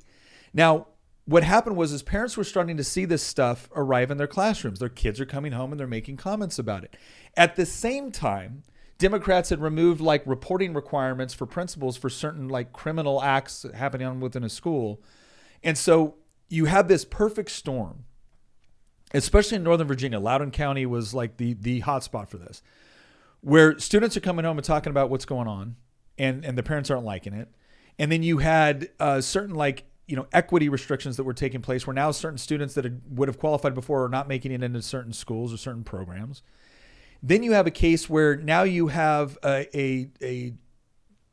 don't even know if it was a transgender female. It was a biological male that was wearing a dress, right? That was not this person wasn't trans. Yeah, okay. It was just a guy. Wearing a dress. Yeah. Right. So that was real quick. The news was reporting that it was a transgender student, but if you actually read the details, it was just a student who wore a dress and was going in the girls' bathroom. It was a male student, not transgender. So in the girls' bathroom. So here's the big part that kind of blew up. Was you had a father that went to a school board meeting and they were mad about a lot of things. CRT was part of it. They were mad about like some of the bathroom issues and stuff like that. And the superintendent got asked, or the president of the school board or whatnot, asked about, have there been any assaults in bathrooms? Because some of the parents were mad about this idea, like, why is a biological male going into a bathroom? And they said, no. Well, this is the part where people hate politics, and this is the reason why. There was an ongoing investigation about that. So technically, nobody had been convicted of something, right? But they sure as hell had an incident. It was like forcible sodomy, and then that student, right? That student was quietly transferred to a different school. So they did call the police. The parents were notified, but that student was transferred to a different school, where that student then reoffended. Jeez, wow. Right. And has now been convicted and is one of the few minors that we have in Virginia that has actually been put on the registry. The sexual registry, sexual offenders registry. And the judge even said after reading the psych review that it was terrifying. Wow. Right. So you have this perfect storm of all this taking place. But what was incredible was the Democrats' response to it. The Democrats' response to it was, at first, was CRT is nowhere in our classroom. And then people started to see it. And it was like, well, no, it is in my class. My kid just said this. You're a racist. Right? Well, there's stuff going on in my kid's school with respect to the bathroom. This is not a statement. You're a bigot. And I think what happened, and they weren't saying this to like hardcore conservative parents, right? We've all heard it before. Loudoun County. This is Democrat. This is in Fairfax, right? This is you have now told an Indian immigrant family that they're racist because they're concerned about what's going on in their kid's school. And it was this. And real quick, these school boards are like white progressives telling minorities they're the racists. Yes. Or the sexist or the bigot or whatever it is. And I think what happened is that you had a lot of people that they weren't engaged in politics. They probably voted for Joe Biden because they thought, they hated Trump's Twitter account, right? But they had a real issue that they thought that they could bring this up to their elected representatives. And what they found out was, no. The moment you ran afoul of the Democrat narrative, the progressive narrative, you're a racist, you're a bigot, you're a sexist. Not only that, the father of that the girl who was attacked was like violently dragged out, wasn't he? Oh yeah, no. He was arrested at that school board meeting, and it was funny because that was one of the events that the school board association, right, the National School Board Association, wrote a letter to the Department of Justice, and that's where they were trying to use counterterrorism law in order to crack down at these meetings, at school board meetings. And it wasn't until a reporter, I think with the Daily Wire, actually bothered to go to the man, right, go to the father and say, so why'd you do this? And he goes, because my daughter was raped in a Loudoun school bathroom. And they lied about it and they covered it up and they transferred the kid. Bam. Yep. Loudoun County is literally 20 seconds from here. Yes. Yep. Okay. Figuratively, it's about 2 minutes. 1 minute. Yeah. If you're going a million miles an hour, it's maybe. like next door. It literally It is next door. Time and space are the same thing. It's like a half mile, maybe. Yeah. You drive down the road, you make one left turn. Yep, And left turn. one left turn from here, and you're in Loudoun County. And so it's big though. It's big though. Yeah, So- no, it's a big county, the wealthiest county in America, right? But So- you go to what is it? Is it Leesburg or what's the Leesburg. Leesburg. You go down there, and I mean it's Democrat. Yeah. It is DC suburbanite Democrat types. Yeah. I was surprised to hear this story because I'm like, when I'm hearing parents rising up, I'm like, these aren't Republicans, man. I mean, there were Republicans sure. too, but it wasn't just- if it had been just Republicans, we wouldn't have seen the election results we did. I just mean to say that, like, the narrative of the only people who are complaining are Republicans. This was regular suburbanite families. Yeah. You know, of many different backgrounds. But it wasn't just Republicans complaining about something. No, the media no. was trying to claim the far right was doing it and white supremacists. And then we went to a skate park. There's a really great skate park down there, Catoctin. And we saw like a block away was a bunch of parents holding up signs protesting about this. And I'm like, just regular looking people. Yeah. But you're in a blue area. Yeah. So that was what was really surprising to me about the whole fiasco. So what is it? So Youngkin actually runs on school choice, right? He doesn't just run on the typical thing that politicians are, we're going to increase teacher pay, right? We're going to more money for education. He said, no, we're going to run on school. We're going to actually give parents more control over their child's education. And he wins on it. And this is like and so we see a series of bills that come through the Virginia House of Delegates, the Republican-controlled House of Delegates. We got education savings accounts. We got regional charter school bills. We've got lab school bills. We've got, I had a bill called the Safer Schools Bill. And what it did is says we have this grant for scholarship funds, which means if a company wants to donate money for scholarships for students to be able to go to school, they can do it there. They get a tax credit for it, whatever, right? Every state has one. We got one too. I said, okay, I want to make another type of student eligible for this. And the type of student that will be eligible is a student that has been assaulted, beaten up, bullied. You got to go through a process. Principals got to investigate. They got to sign off on it. But if they sign off on it, we will make funds available through this scholarship fund for the child to go to another public school, right? I mean, I had some big school choice bills. This was a really minor one. I figured let's do some good for some kids that are getting beat up at school, or like this young girl that got raped in a bathroom, right? Let's do some stuff to help them. Democrats killed that on a straight party line vote. Wow.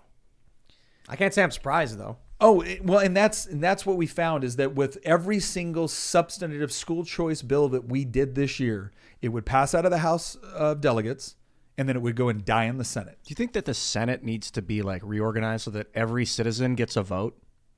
No. That's just not the I'm Senate. just so tired of putting all that power in the hands of 400 people. Well, he's It's talking so about the state ridiculous. Senate. How many people are in the state Senate of Virginia? 40. 40 people get to decide the life or death of a democratic bill. Well, Technically, it's- no. People vote for their Yeah, vote their for the senators. representatives. Yeah. I mean, look, technically. I don't think the problem is the Senate. The problem is the senators, right? It's Well- who we have, and I'll just say real quick.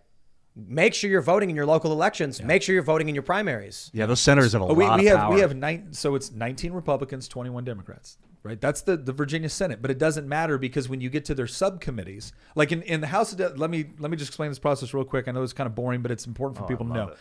Bill comes in, Speaker assigns it to a committee, right? Goes to 70%, like 50 to 70% of the bills that you see die in a subcommittee somewhere. It's not debated on the House floor. It dies in a subcommittee. And it makes sense because there's a lot of stupid ideas and we don't all need to look at them. But anyways. So what? You get a bill from like anyone? No. You got to be a legislator to submit a bill. We submit a bill, gets drafted, and then we look at all the bills and we say, okay, this bill is for education committee. And the This bill is for- subcommittee will be like, this one's not good enough. We're not. No. Subcommittee sits down. So I'm a subcommittee chairman for public safety. All the gun bills come to my subcommittee. So you have a certain number of Republicans, a certain amount of Democrats on the subcommittee, and we hear the bill first. And if we have a majority of that subcommittee that likes the bill, it goes up to the next level, right? But in the House, we do proportional representation. So we've got 52 Republicans, 48 Democrats. So if you look at our committees, that's reflected in the numbers that we have in the committees. The Senate, 19 Republicans, 21 Democrats. You'll go to a Senate committee, they'll have like 9 Democrats and 3 Republicans. Yeah, the federal government's like that too. So there's no way you can get. So even though if you make a good It's enough like argument, internal gerrymandering. if you make a good enough argument, you might be able to get something out of a Republican-controlled House committee because we only got majority of 2.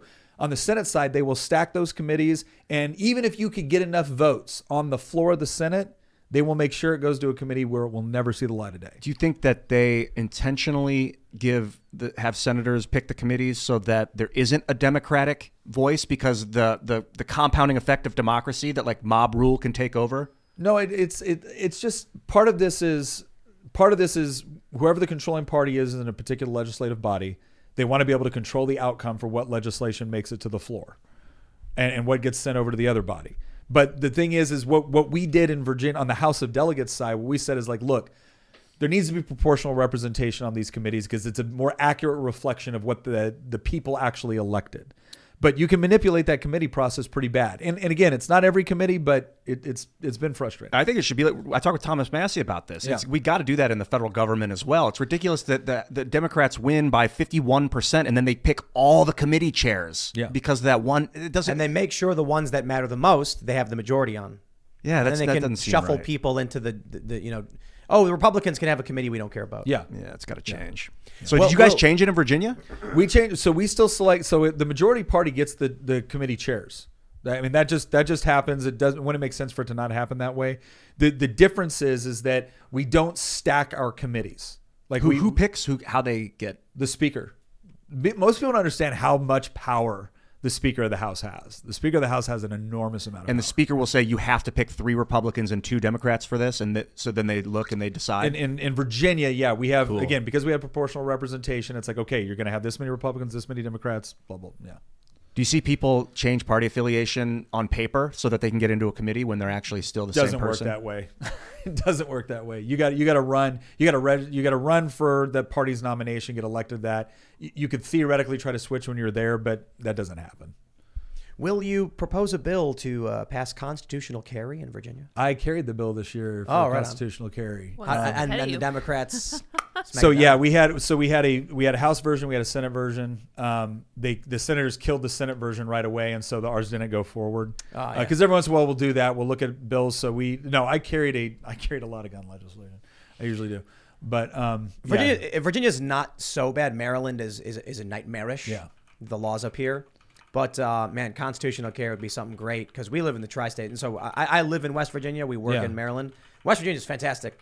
Oh yeah, You can conceal carry. You can carry. West Virginia just open. passed great school choice legislation. They've done a lot of good work. Some of the in those pushback I've heard on school choice Yeah. is that if everyone has the opportunity to send their kid to whatever school they want in the surrounding area, that a lot of people will go to the good school first, and all these other schools that need students for money are going to go out of business or get worse. This is why you should fund students and not and not a particular building.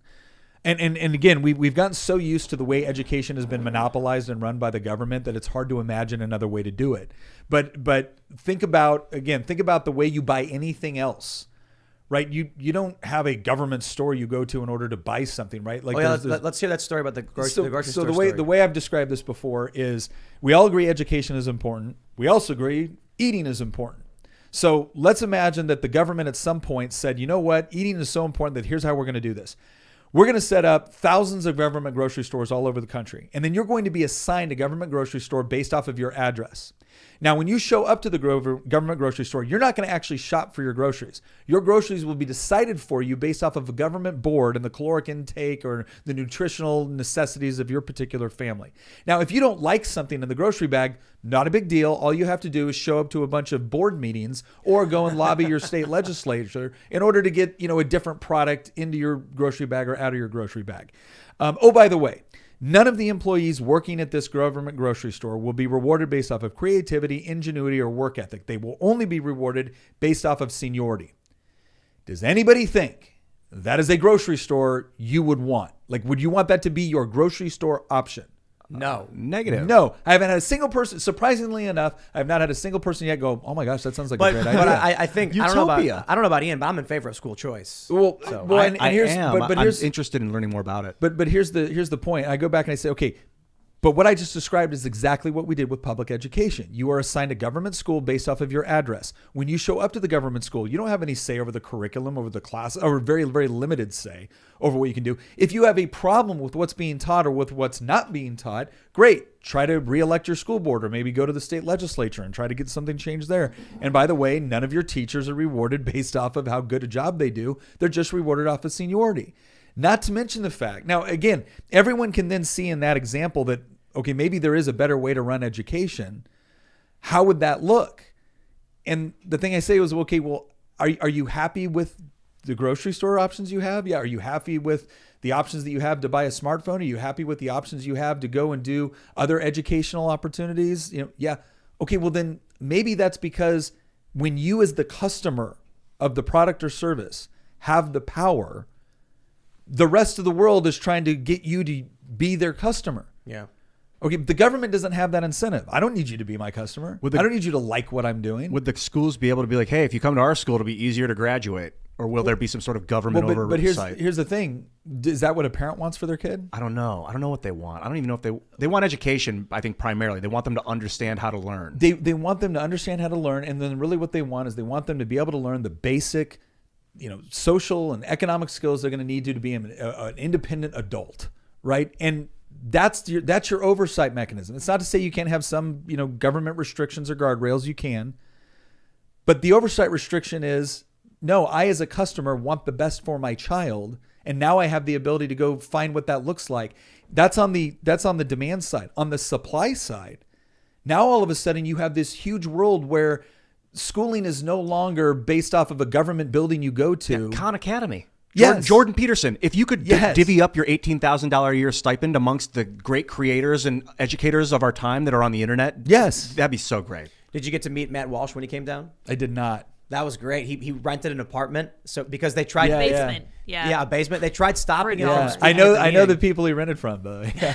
So Matt Walsh was going to speak. They're like, "Oh, you got to be a resident." So he's like, "All right." So he rented a basement, I guess. That was great. Brilliant. All right, let's go to Super Chats. If you haven't already, smash that like button, subscribe to the channel, share the show with your friends if you really want to help out. Become a member at timcast.com. Sign up, get access to our exclusive members-only segments, and your membership will also keep our journalists funded. We'll now go to your Super Chats, so get your Super Chats in. We'll read what you guys have to say. Oh, here's an interesting name. Trinidad Shabbat Pressure says, Nick Freitas, big fan of yours from Culpeper, Virginia. Glad to see my rep on one of my favorite shows. Woohoo. Thank you very much. Absolutely, and thanks for saying we're a favorite show. I appreciate it. All right. Joseph La Liberté says, Nick has two great speeches, one about a green beret and the other about gun control. This dude is awesome. I love this guy. He's my hero. Wow. Nice. I appreciate it. You know Ben Stewart? You have a great audience. I know, right? One day I want to get you and Ben Stewart next to each other and break the internet because I think you guys look so similar. They do, yeah. That will break the internet. That'll break the internet. I get told I look like the guy off of Outer Banks that's always trying to steal the gold from the kid. I don't know. Stealing the gold. Yeah. The Bros Durham says, hey, Nick, why don't you come down to Hampton Roads and rep for us? So don't get me wrong, Hampton Roads, wonderful place. I briefly lived there. But I do enjoy the Piedmont of Virginia. But you've got some good people down there in the Hampton Roads area. I got AC Cardoza and I hung out down there for a few months. Tam Anderson. Yeah, I thought it was a lot of fun. Yeah. Hampton Roads, man. Go hang out in Norfolk a little bit. Virginia's a big place. Yeah, it is. Very big. Let's grab some Super Chats. David Sanchez says, 5th time trying to Super Chat. Well, I got you now, buddy. In the future, if Biden does nothing substantial to protect, what does that say? To protect the world? What, I don't know. You think there is anything the next Congress election can force him to address or aid Taiwan? I don't know. I think there's like a typo in, you tried 5 times, but there's like a weird typo. I can't read what it means. Yeah, that is strange. Is there anything the next congressional election can force him to address?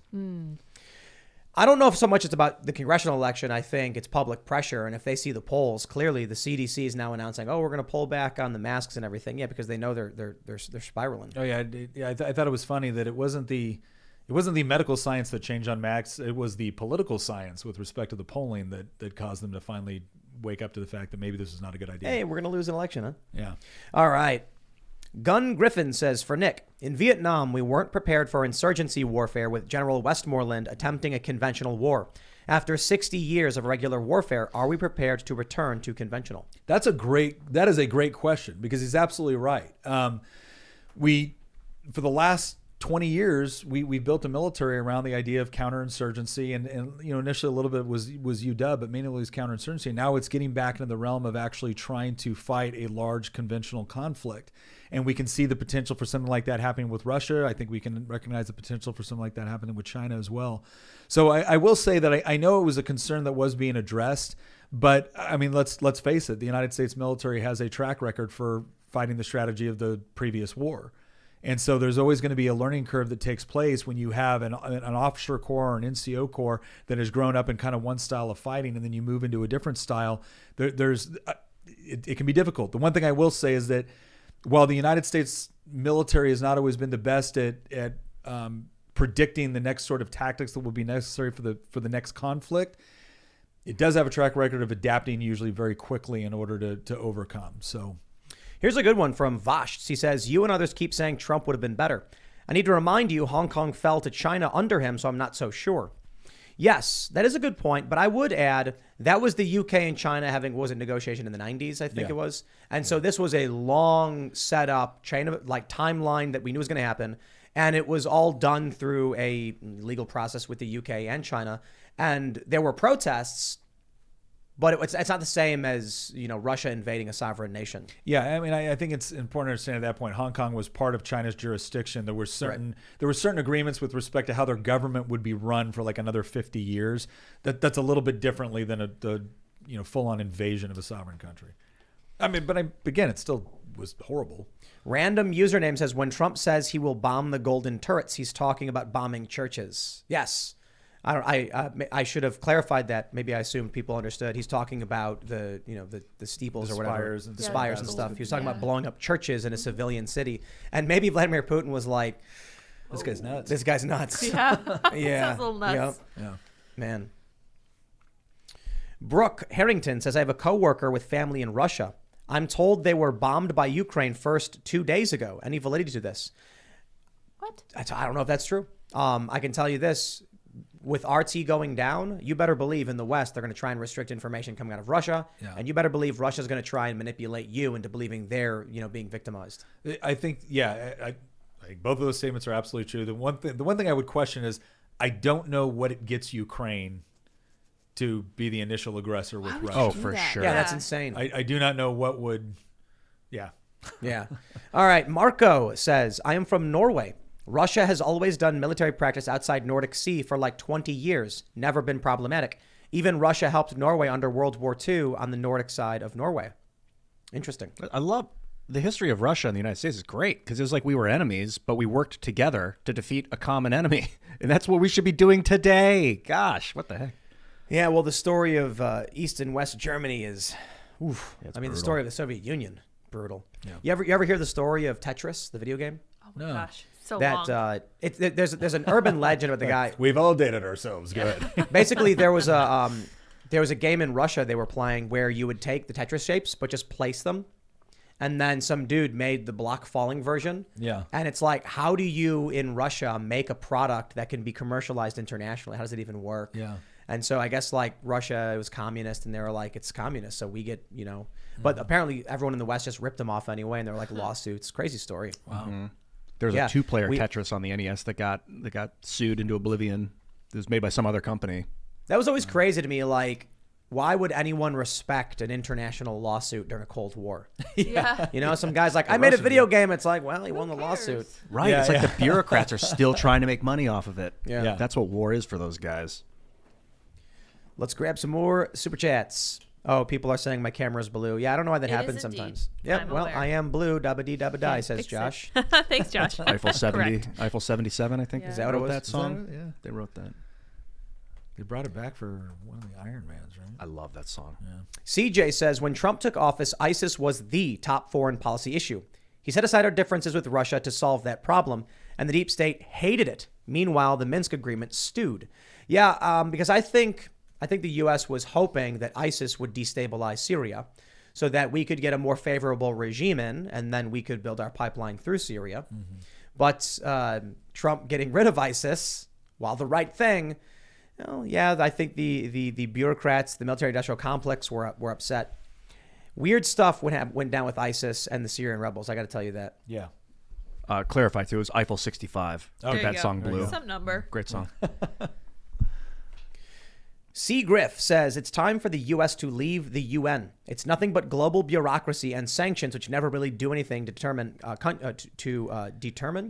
countries like Russia and China. So here's where I disagree. Deter, The probably. UN Yeah, does a deter. lot. Like, for instance, they will write strong notes of protest They do, yes. to Israel. and may like I just that's- add before we continue I've heard they've wagged their finger about the UN. Relentlessly. and shaken their fist quite Yes. fiercely. Stomped their foot, perhaps. guys, the UN Security Council resolution concerning condemning, sorry, I can't read, Russia for the invasion of Ukraine has failed due to the Russian vote, and China has abstained. So the UN is doing great You're stuff kidding over me. there. Yeah. Oh no, no, What that's do you, great. Good you work, think we should get out of UN. the UN? Well, not Yes. only have they done great work there, but they have done great work for the parking situation in New York City as well. Yes. Oh, This yeah. is their, Yeah. no, like I honestly, again, this is someone that I'm all for foreign engagement. I'm all for. I think it should be primarily economic and cultural. As little as possible. But I look at the United Nations and what is it doing at this point other than giving an air of legitimacy to brutal dictatorships that don't have genuine democracies, are regularly trampling on people's civil liberties. And like the number one thing the UN does is pass resolutions condemning Israel. Like I'm sorry, I don't see. I have a hard time seeing the point. Are you familiar with the non-aligned movement? No. Isn't this amazing? It's the other UN. It's global. It's 120 countries are in this non-aligned movement. It's the countries that aren't in the UN, basically. All of Africa, South America. I think Mexico's in it. Iran. It was headquartered in Iran. They're all in the UN. Yeah. Yeah, Mexico. Oh no, they're not blue. You check them out. This is really the non-aligned movement, and you can get a map of it.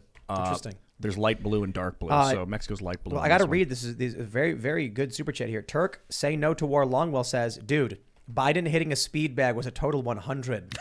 Wow. That's Critical great, success, yeah. Ian. Good stuff. Biden hit his. Oh yeah, for sure. Thanks, Turk. I got you, B. All right. Thrawn says, can't show you Joe Biden hitting a speed bag, but I've seen a few pics of Hunter hitting a speed ball. Oh, That's right. That makes correct. I'd be yes. fine with a deep fake of That Biden makes hitting a sense. speed bag That'd at be this fun, point. yeah. I just want to see it happen. A video. Really of it. fast, like you see his muscles twitching in Good his arms. propaganda. Something yeah. from Rocky 3, but Yes. with like Going up Biden's head on steps. it. Yeah. Kevin D. Sturmtruppen Gunn says, the Vietnam story you're referring to is Operation Wandering Soul. There's plenty of uploads of the actual declassified tapes the CIA made to blast on speakers. Wow. Supposedly gave U.S. servicemen a bit of a fright, too. Oh, that Wow. would be so Creepy cool. as heck. Wow. I think we should just do that in our woods right Yeah. outside. Yeah. That's such a good idea. We've got Good big idea. speakers and just Yeah. play like wailing And then just sounds. act like you don't know what your shouldn't have neighbors are questioned talking you, about. Tim. Yeah. Like, did you hear that thing? I'm Like, sorry, I have shouldn't no have clue. done it. People Or like like- apologizing to you for what they did and stuff. Yeah. That would be hilarious. I shouldn't have broken into Tim's house. Sorry for I'm betraying trapped. him. Trapped. Don't drink the water. Oh my gosh. All right. Dragon Lady says, evening, y'all. No cast Castle today? That makes me sad. Need my bucko fix. Oh, Here, gosh, kitty, me kitty. too. Yeah. Nick Yeah. was sick. I just hugged him earlier. Yeah. Yep. Oh, Nick Focus. wasn't feeling well today? Yeah. No, he was sick the other day. So yeah, go to youtube.com/castcastle if you want to see what it's like inside the Cast Castle operation, how we make all of the how you make How the the sausage is Sausage? made. I Yeah. love the sausage. It will shock and devastate you. It's horrible. Yes. No, I'm just And kidding. That's why I showed up today. I was told there would be sausage. Yeah. Oh yeah, it's true. You were he right. was. I'm sorry. there's leftover pizza from Papa yeah. John's. Close Oh, there you go. That's good, and a lot of chicken nuggets or whatever. True. Chicken wads. Chicken wads. Yeah, wads of chicken. We buy their just wads of chicken. All right, let's grab some more. Super chat. Uh-oh. People are mad at Ian. Mitch Marco says, I don't know what's more annoying, Ian claiming to love the art of movies despite not seeing a movie made in the last 20 years, or getting caught up on words that have nothing to do with the root word. The root word? The root word. Root word. The second Still one's love more Ian, annoying. though. The one where I get caught up in words is more annoying. It's more annoying. Okay. All right, now here's a good one. Jay Schartzer says, Tim, bring Lex Friedman on when he's back. He went to Russia to talk sense to Putin. Oh, good. Oh, Don't good know for if that him. will work out, but he's a smart guy, so who knows? Love Lex. I mean, yeah, I'd love to, but Lex is a super busy guy. Yeah. You know, people who already have shows, you got to work around their schedule, and especially someone like Lex, he's got a big show. But I will say sometimes it's more important. I think he would come on and report the conversation and talk about it. Now's the time. Lex is always invited. Yeah. Of course. Yeah, he hit me up once about doing something with his show, and then never happened. He's too busy. Love him. Yeah. Well, no, I was. Oh, I Yeah, think because it he was. hit me up, and I was like, bro, I don't know if I can do it. But Not even, Tim went with the power play there. I'm sorry, I'm busy. I can't go on I'm too your busy show. for this. No, Alexa's fantastic. I'd love to. But I was busy, and then I got back to him, and I was like, you know what, I think I can do it. And he's like, now I can't. And I'm Now like, like hit me up anytime, man. It'll be a great conversation. But I'd love to have him. That'd be fantastic. All right. Adrian says, do you know anything about the Ukrainian U.S. biolabs that Russia hit? Love the show. Keep up the good work. I don't think they did. There was a meme showing a map saying, like, here's where all the biolabs are, and here's where Russia attacked, but they didn't line up. We talked about this last night. Yeah, the after Yeah, show. they didn't line up. I'm no fan of Snopes, but Snopes pointed that out too. Like the maps aren't the same. Like the attacks aren't in the same That's places. Ukraine, Pennsylvania. It's a different. It's different. Yeah, it's a little different. Yeah. So John Boy says Lex Friedman announced today he's heading to Ukraine to speak to friends and then to Russia to speak to Putin. Don't think it's possible, but if he does, it's crazy. Your thoughts? I think it's a bad idea. For Lex, I'd say it's a bad idea. Oh, I don't think so. He's been planning it for a while with Putin. They've been, at least he talked about it a couple weeks ago. So Before he's all this actually stuff. with Vladimir Putin. Yeah. That's good then. That's absolutely a fantastic idea. crazy. Absolutely. That's I'm thinking about him going into Ukraine because I wouldn't. you gotta have a certain understanding of urban conflict. I mean, what are your thoughts on war? Would you recommend? I don't know Lex's background, but Would I recommend urban? Out of all the conflicts, would you recommend? No, urban? I mean, like, would you? Lex Friedman's background, I don't think is in conflict. I don't know if he has that experience. Like, I personally wouldn't recommend somebody to go into a conflict if they don't have any experience. No, it's generally a bad idea, especially something like this where it's very fast moving. You're going to have a lot of, again, as the Russian lines move forward and you have like pockets of troops that are in urban areas as they hand out weapons to their civilian population to be able to fight back. You're going to have a lot of people running around in plain clothes and whatnot, just because it's the nature of warfare. So if you're running around in plain clothes, sorry, dude. Like, I don't know what to tell you. Yeah, right. Maybe you want to be wearing a t-shirt and shorts. Yeah. Or just like a Speedo and nothing else because no, they're not going to. If they see a guy who looks like a weirdo, Okay, so in that area of the world, running around in a Speedo, nothing else in the winter, it's pretty normal. I'm not sure. I'm guessing yeah. that's not Well, gonna- here's I'm obviously nice, kidding. Nice but try, Speedo. the issue is if you're a regular person in plain clothes wearing a jacket, they're going to kill you. You need like a Hawaiian Because shirt. you could be somebody who's armed, you could be part of the conflict, and they don't know, and no one wants to take the chance. If they don't know you and you're not from their neighborhood, don't expect to get don't expect to be able to walk through there. You can't speak the language either. I mean, that's a huge. I was in Maidan during the protests, in 2013 and in 2014, and I eventually got to the point where they built these massive barricades around Independence Square or whatever they call it, and I was walking around with my British producers from Vice. We walked out. When we came to walk back in, we got surrounded by like 15 Ukrainian guys who were yelling at us in Ukrainian. Yeah. And the only thing I had to do was say like, American, speak English. Yeah. Sorry. And then someone came in and started speaking Ukrainian and backed them off. And they were like American journalists. And they were like, please, come in. Yeah. But the guys with me, I'm like, they're British. They're not American. They can but stay. it was cool. And we actually got to talk to a former Soviet general. That was super cool. But when you go into an area, you don't speak the language, and they're all yelling at you. Let me tell you, man, I was in Turkey, and we went to this neighborhood. They call it like the last anarchist neighborhood of Istanbul. We tried. There was a street where the anarchists were throwing Molotovs at cops, and the cops were holding the line and firing less lethals. So we went around and went on a side street to try and go in, and it's me and a guy with a camera and another producer. When all of a sudden a whole bunch of Turkish dudes run up to us holding Molotovs, screaming at us in Turkish, and one guy holds a Molotov cocktail right up to the side of my face. And my response, I put my hands up, I said nothing, and I just nodded, and I slowly turned and started to walk away. The guys I were with were like kind of more excited. Yeah. And I was just like, as we walked out, I was like, guys, don't try and speak English in an excited way to somebody who doesn't speak English or is not speaking English to you, because the only thing they hear is you going back at them, and they might think you're aggressive. So just, put your hands up, nod, and then just walk in the direction they point. Yeah. I would just say, man, Vice sent me on some, Vice had sent me out a couple times into conflict with producers who had no conflict experience. Oh boy.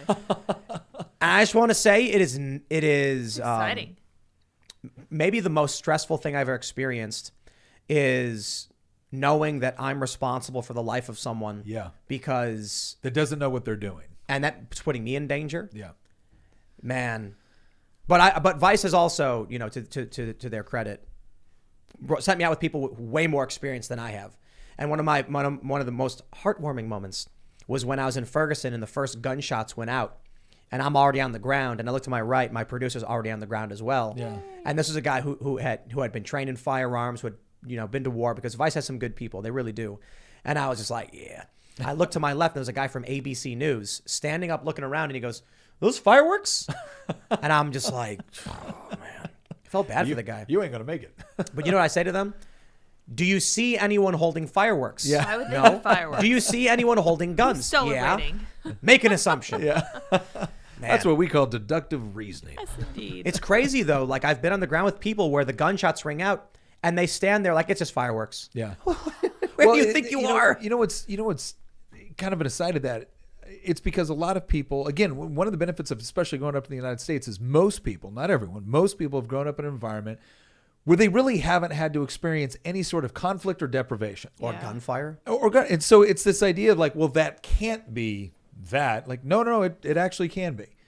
That's the craziest thing too. As much as America is this gun country, people, urban liberals have not heard a gun go off. They've heard movies where it's like bang, bang, pow, pow, Or pow. silenced. And then you hear a 22, and you know someone who's never heard a gun would be like, "Is that a firecracker going off?" Yeah. And it's like, no, that will kill you. Yeah. Man, who was it who said you can conquer a nation? Was it Bannon? You can conquer a nation with 1,022, you know, rifle like Ruger 1022s. Interesting. Was it Bannon? Maybe it don't wasn't. know. We were Probably. talking to Sounds someone. like He's it. like, 1,000 Ruger 1022s can take over a small country. I'm like, it's a weapon. Yeah. All right, let's grab some more super chats. V Rise says the ghost of Kiev has been proven to be fake, yet many leftist communities online acknowledge and blatantly say they don't care that it's fake. They are still going to believe it. Thoughts? I have not seen any evidence saying it's fake. I'm not saying I've seen any evidence to say it's real, to be completely honest. They're like, this is the ghost of Kiev. And I'm like, that's just a picture of a fighter jet. It's one picture. Yeah. Like, how is it evidence of any of this being true? Yeah. So, Sounds like manipulation. as far as I can tell, it's not been proven or disproven to me. Thinking about like what's his name from World War II, the British guy. I don't know why I'm blanking on that. Yeah, that does not narrow it down. The British Prime not Minister, helpful. Winston Churchill. Yeah, Churchill was, Yeah. was Oh, like, there you go. it was all about morale, more like mentality, propaganda, and keeping people sane, like giving them motivation. He had no idea if they were going to win or lose, but he would tell them they were going to win. Yeah. And Here's every night. Here's a good one from Damian Simmons. In Revelations, the dragon gives power to the beast. The tail of the dragon will rain down on 3/4 of the world. Could China be the dragon and the beast be Russia? Maybe. Interesting. The dragon is humble, I'll tell you that. I don't know. What do they call China, Russia? The dragon bear? Yeah, dragon bear. Dragon bear. That's what we call him. The bear. Brick Muppet says at least one letter of marque was issued in the Civil War. They are now banned by international treaty, Paris Declaration. U.S. never signed that treaty. Okay. I was thinking of this earlier. If the hackers I are the didn't modern realize- I day. didn't realize the Civil War, but that's a good. Yeah, I thought it was Madison was the last one. But all right, that If the makes sense. hackers are the modern day pirates being hired with letters of marque, then what about the people that are controlling the algorithms at the top of the companies that are being paid to change the algorithms? Are they also pirates? Are they being hired? Like CCP is controlling TikTok. And in China, this is what I've learned in the last week or so, the algorithm is showing like science, technology, It's just media. they're showing media to the people. No. The analogy here is just that's the media. In the United States, the media was completely on board with the war effort, and the government would go to them and be like, "Don't report these things." And they'd be like, "You got it." So should we consider them pirates, like for hire? No. If they're doing what they're told. When we were talking about aggressive action toward, like, and I mean, there's been a long time relationship between governments and media where they'll essentially say, restrict certain information, or they'll classify it a certain way so they can't report it, or they'll just voluntarily self-censor. But this letters of marque, that's more, it's like, I'm going to take this hacker and I want this organization tracked, and the way you're going to do it is, and again, I want you to hack all their bank accounts, and if you hack their bank accounts, you can keep some or whatever. Or not even that. Be like, here are the targets we want hit, and we won't come after you for hitting them. Yeah. What about like, we want you to show this algorithm here and this algorithm here? But you're talking about massive corporations that work with government. Yeah. That's not the same thing. Yeah. So Think of a mark as almost like a bounty. Yes. That's a good way to say it. yeah. Okay.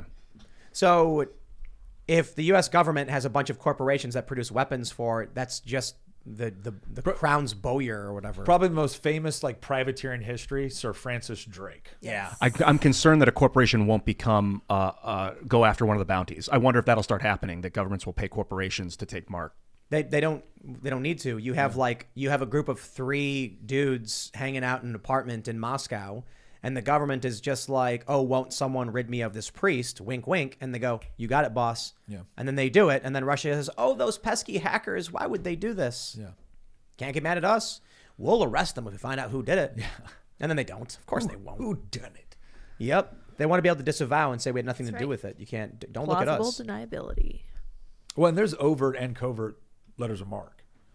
Oh, interesting. Yeah, you can be overt about it. Like, yep, I put a bounty. Which is like, what was that military company and that we had hired guns in the Middle East for a long time? Blackwater? Yeah, Blackwater. Blackwater. They changed their name. At Well, some point. that wasn't even a letter of marque. Now you're just hiring a company to provide a certain set of services that they're permitted to do, and most of it was like security services for like bases or dignitaries or things like that. So like that would be more mercenary, just mercenary work. Well, it's interesting because mercenary has like an actual definition, and then it also has kind of like a colloquial understanding or like a popular understanding of it. So there was like a lot of what we think of when we think of mercenaries is like literally like the Swiss Guards or something like that, where you have an element of soldiers or troops that will essentially fight for the highest bidder or whatnot. Then you have people that are paid to provide military services.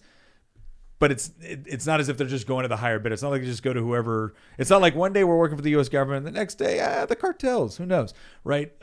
So I think there's some distinction between the two, if that makes sense. All right. Chris Scanapieko says, supposedly the former Ukraine president Petro Poroshenko confirmed the ghost of Kiev is real. But he has a pretty good reason to push the lie if it is a lie. It's propaganda. What's the story of the ghost of Great Kiev? propaganda. It's an ace fighter pilot.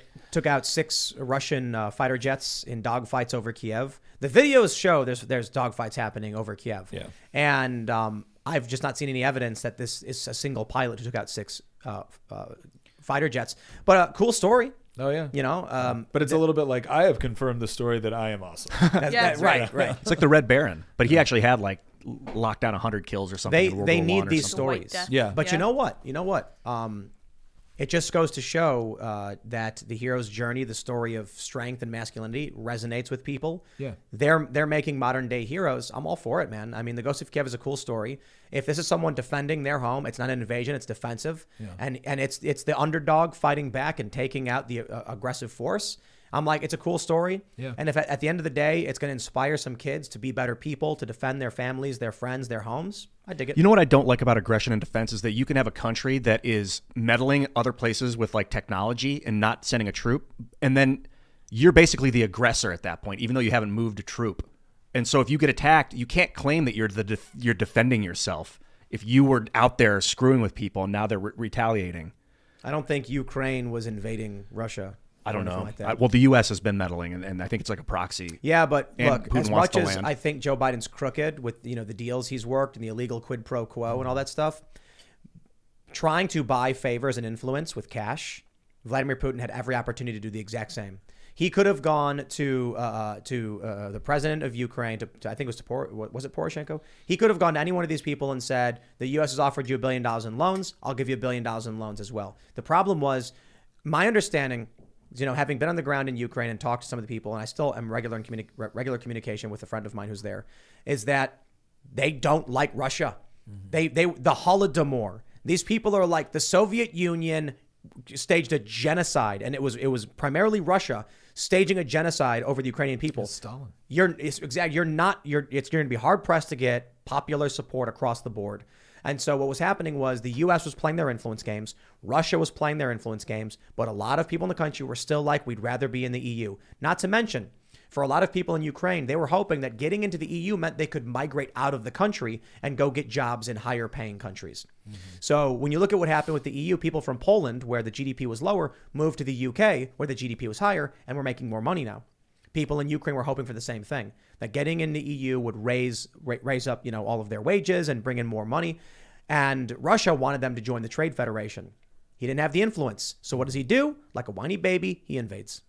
Is he like going to be out of office soon? What happened? Because he was prime minister. What was his? You know what his? I don't know about that. Something tells me their government structure doesn't work quite the same as Maybe ours. not. Yeah, he just keeps bouncing back and forth. Yeah, And because like, I've been I- kind of defending like, hey, Russia's a federation of states, but like, dude, if the dude seized control of the government, it's a dictatorship now. he's supposedly the richest guy on the planet. Yeah. Well, my friends, if you haven't already, smash that like button, subscribe to this channel, share the show with your friends, and go to timcast.com and become a member to help support our work. Your membership keeps the show sustained, keeps all of our journalists employed, and you'll get access to our exclusive members-only segments from this show. You can follow us at Timcast IRL, basically everywhere. You can follow me at Timcast. Nick, you want to shout anything out? No, well, again, lovely meeting all of you, and thank you very much for having me on. Thanks for coming. man. We've got a couple programs that we've been working on. One is making the argument with Nick Freitas. It's actually one of the things that we do on there is we actually try to equip people to be able to make better arguments for free markets, for individual liberty. And one of the things that we do is kind of unique on that. We actually highlight bad conservative arguments.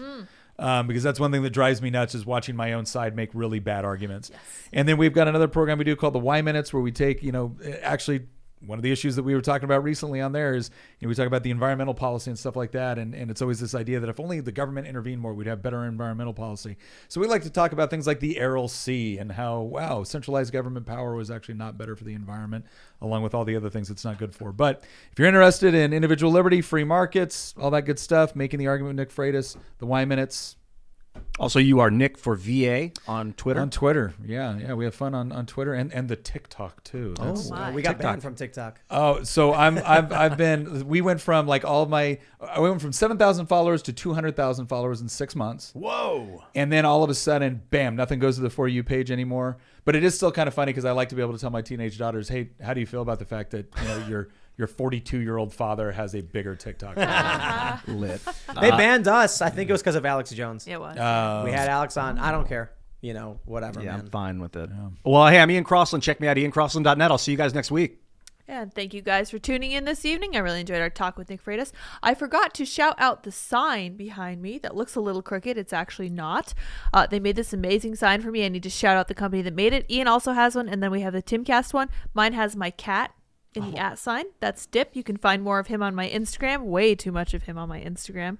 Anyway, I am Sour Patch Lids on Twitter and minds.com. We will see all of you over at youtube.com/castcastle, which will be up tomorrow. And then we'll be back Monday. Thanks for hanging out. We'll see you all then. Bye, guys.